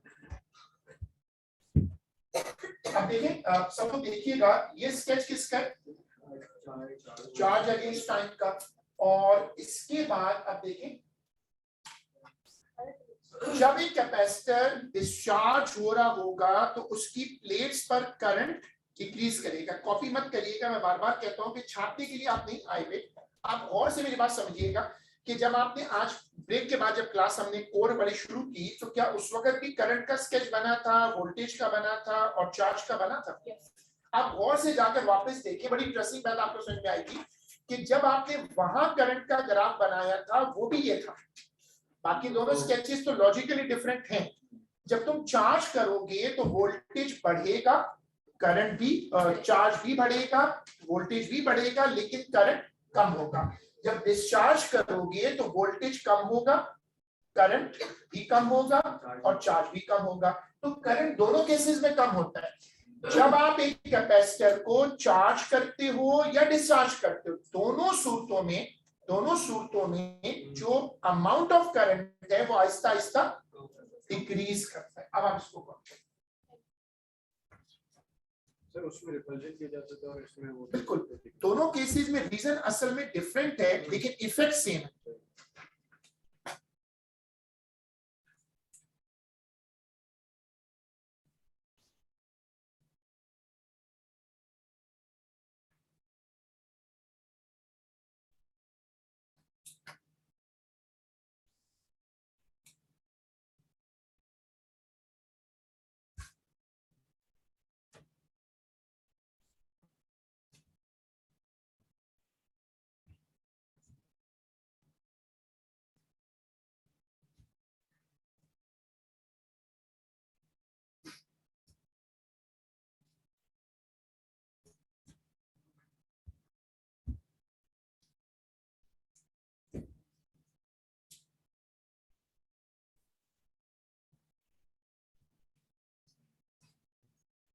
उसके बाद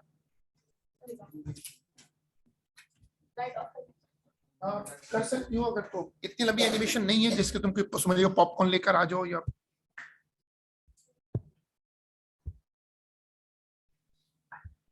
अब कैपेसिटर का ये जो सर्किट बना हुआ है, अगर हम इसको चार्जिंग पे शिफ्ट करें तो गौर से देखिएगा, चार्ज इंक्रीज कर रहा है, लेकिन what about current? Current decrease कर रहा है। अगर हम कैपेसिटर को डिस्चार्ज पे ले जाएं को, अब क्या हो रहा है? चार्ज कम हो रहा है, करंट अभी भी डिक्रीज कर रहा है, लेकिन वो नेगेटिव में है। तुमने गौर से देखा जो ब्लू वाला स्केच बना नीचे, वो -120 से किस तरफ आया? ये वो मशहूर ट्रैप है, ये वो मशहूर ट्रैप है जो कि इनका फेवरेट है। बड़े फख्र से कहते हैं कि आप पूरा साल A2 पढ़ाएं, आप लोगों को प्लस माइनस में नहीं बचा सकते हमसे। यानी plus minus is the most powerful thing they have. अब तुम गौर से देखना, ऊपर है चार्जिंग और नीचे क्या है? गुड, ये कॉपी करें। हाँ बोलो। नीचे भी स्केच डिक्रीज कर रहा है। नहीं, लेकिन आग किस तरफ रहा है? जीरो की तरफ। तो जो चीज जीरो की तरफ आएगी, माइनस साइन छोड़ दो, मैग्नीट्यूड कम हो रहा है। ये इनका बड़े, मैंने आपको बताया, बड़े फख्र से लोग कहते हैं कि भाई प्लस माइनस आपका बच्चा नहीं संभाल सकता।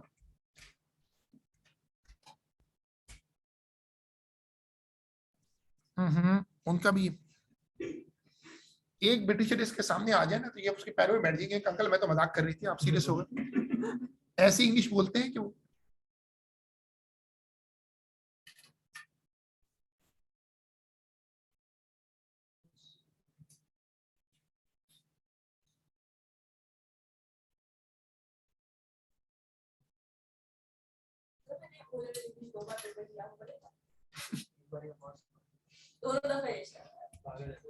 A for absent और स्टार ग्रुप पे आया हो।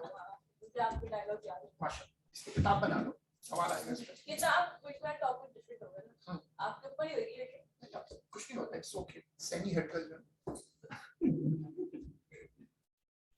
देखो, ये भी YouTube पे आ जाएगा, साथ में लाइक्स मिलेंगे इसमें। they don't know my name except for Pupo. आ जाएगा। पुप्पो ज़्यादा मशहूर नहीं है काफी, पुप्पो तो बहुत मशहूर कैरेक्टर है।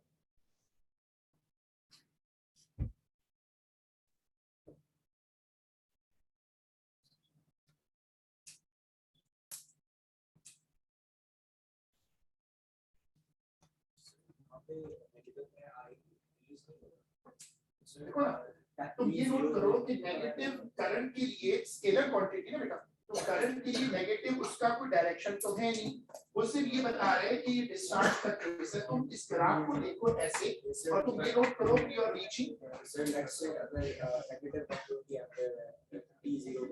तो अगर वो उस तरफ जा रहे हैं तो मतलब इंक्रीज हो रहा है ना, मतलब बेसिकली बाय बनी बात। आप सिंपल ये लॉजिक सोचो कि आप किसी भी नंबर से आप किस तरफ रहे हो, अगर इधर जा रहे हैं तो हाँ नंबर लाइन के अकॉर्डिंग सही कह रहा है, लेकिन करंट तो स्केलर है ना, स्केलर में नंबर लाइन तो अप्लाई नहीं कर सकते ना, जैसे एंडोथर्मिक में करते हो वो इसमें नहीं कर सकते ना, क्योंकि माइनस साइन का मतलब सिर्फ ये कि करंट के फ्लो की डायरेक्शन पर। बेटा चुप हो जाओ, चलिए हेडिंग डालिएगा the constant for a capacitor. क्या रुक जाओ please, the time constant for a capacitor. ये टॉपिक 2022 में ऐड हुआ है, लिखा हुआ है। हाँ पूरी स्क्रीन आपको कौन करती भाई, जो चीज आपको मिले वहीं पर फुट नोट बना दो। ए लेवल तो होता ही 5 महीने का तो सेशन है, महीना उसमें से 1.25 महीना गुजर चुका है, तो 4 महीने में सेशन खत्म है, तो बाद में कौन सा कुछ होना, जो कुछ है वहीं पर साथ साथ लगा, ताकि आप जब अंधेरा होता है अप्रैल में तो आपके पास हर चीज हो।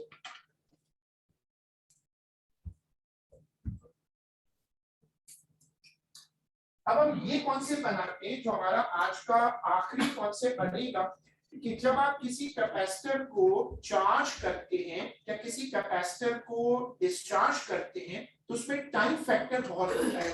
तुम लोग रेगुलर डिफरेंट चीजों को चार्ज करते हो, लैपटॉप्स हैं, गैजेट्स हैं, मोबाइल फोन्स हैं, तुम देखते हो कि बहुत सारे केसेस में चार्ज होने में बहुत टाइम लगता है।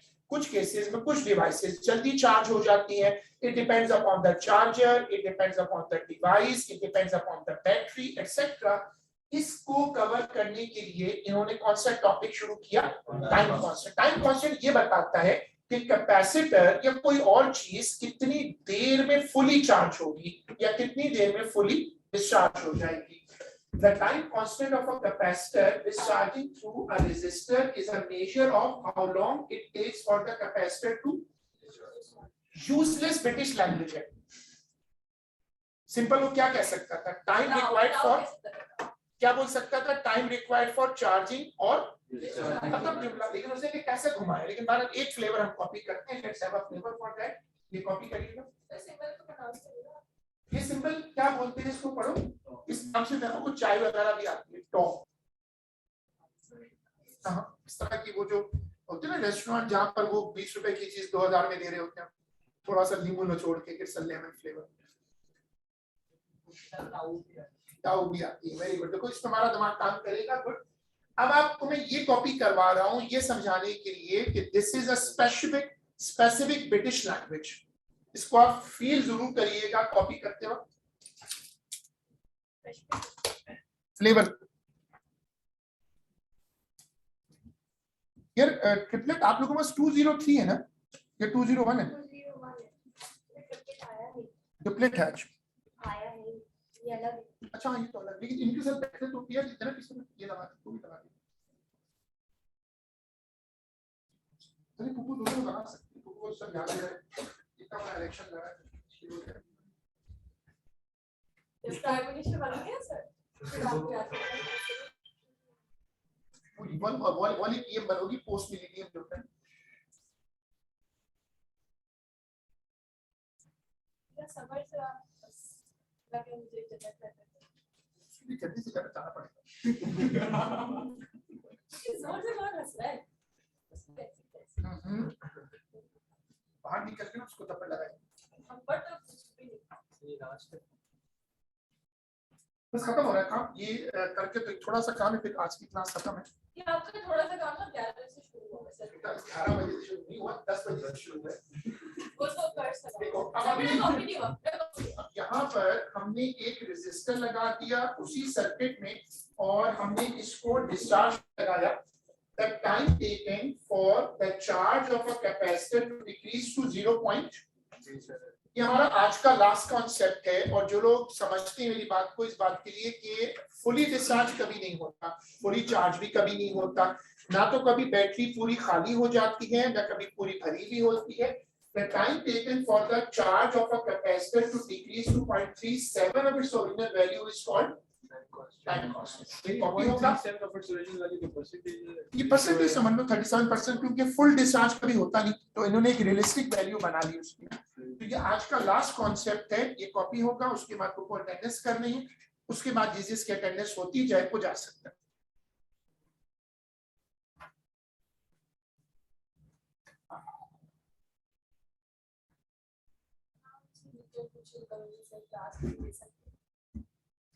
करना चाहो तो मैं क्लास सैटरडे की लेके रिकॉर्डिंग डाल दूंगा, संडे को तो रखेंगे ना इंशाल्लाह। काम तो करना है, यही तो हफ्ते कुछ।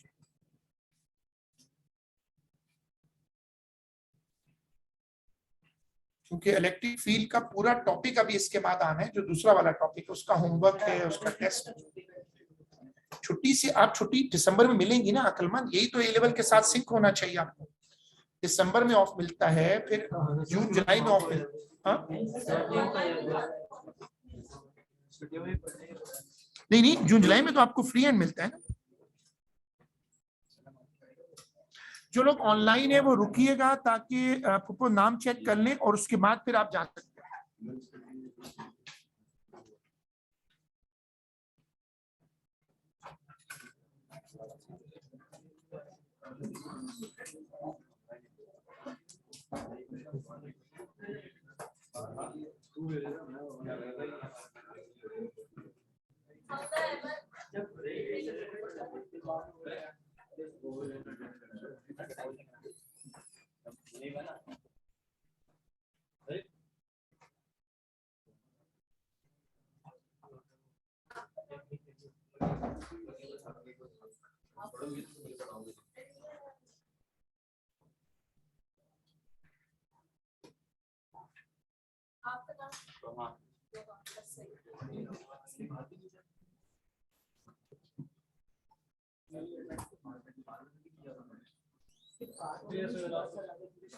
अल्लाह हाफिज।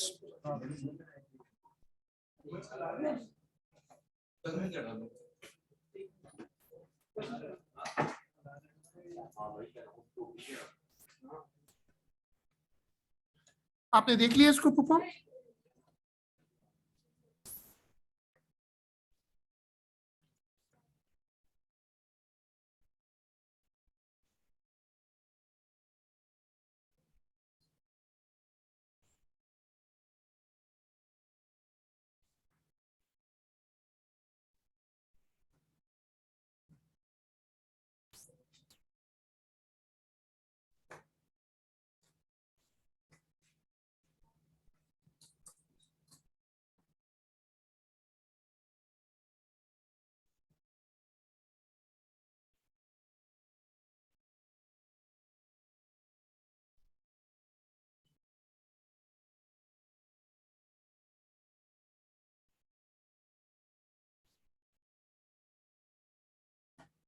हेलो, अस्सलाम वालेकुम।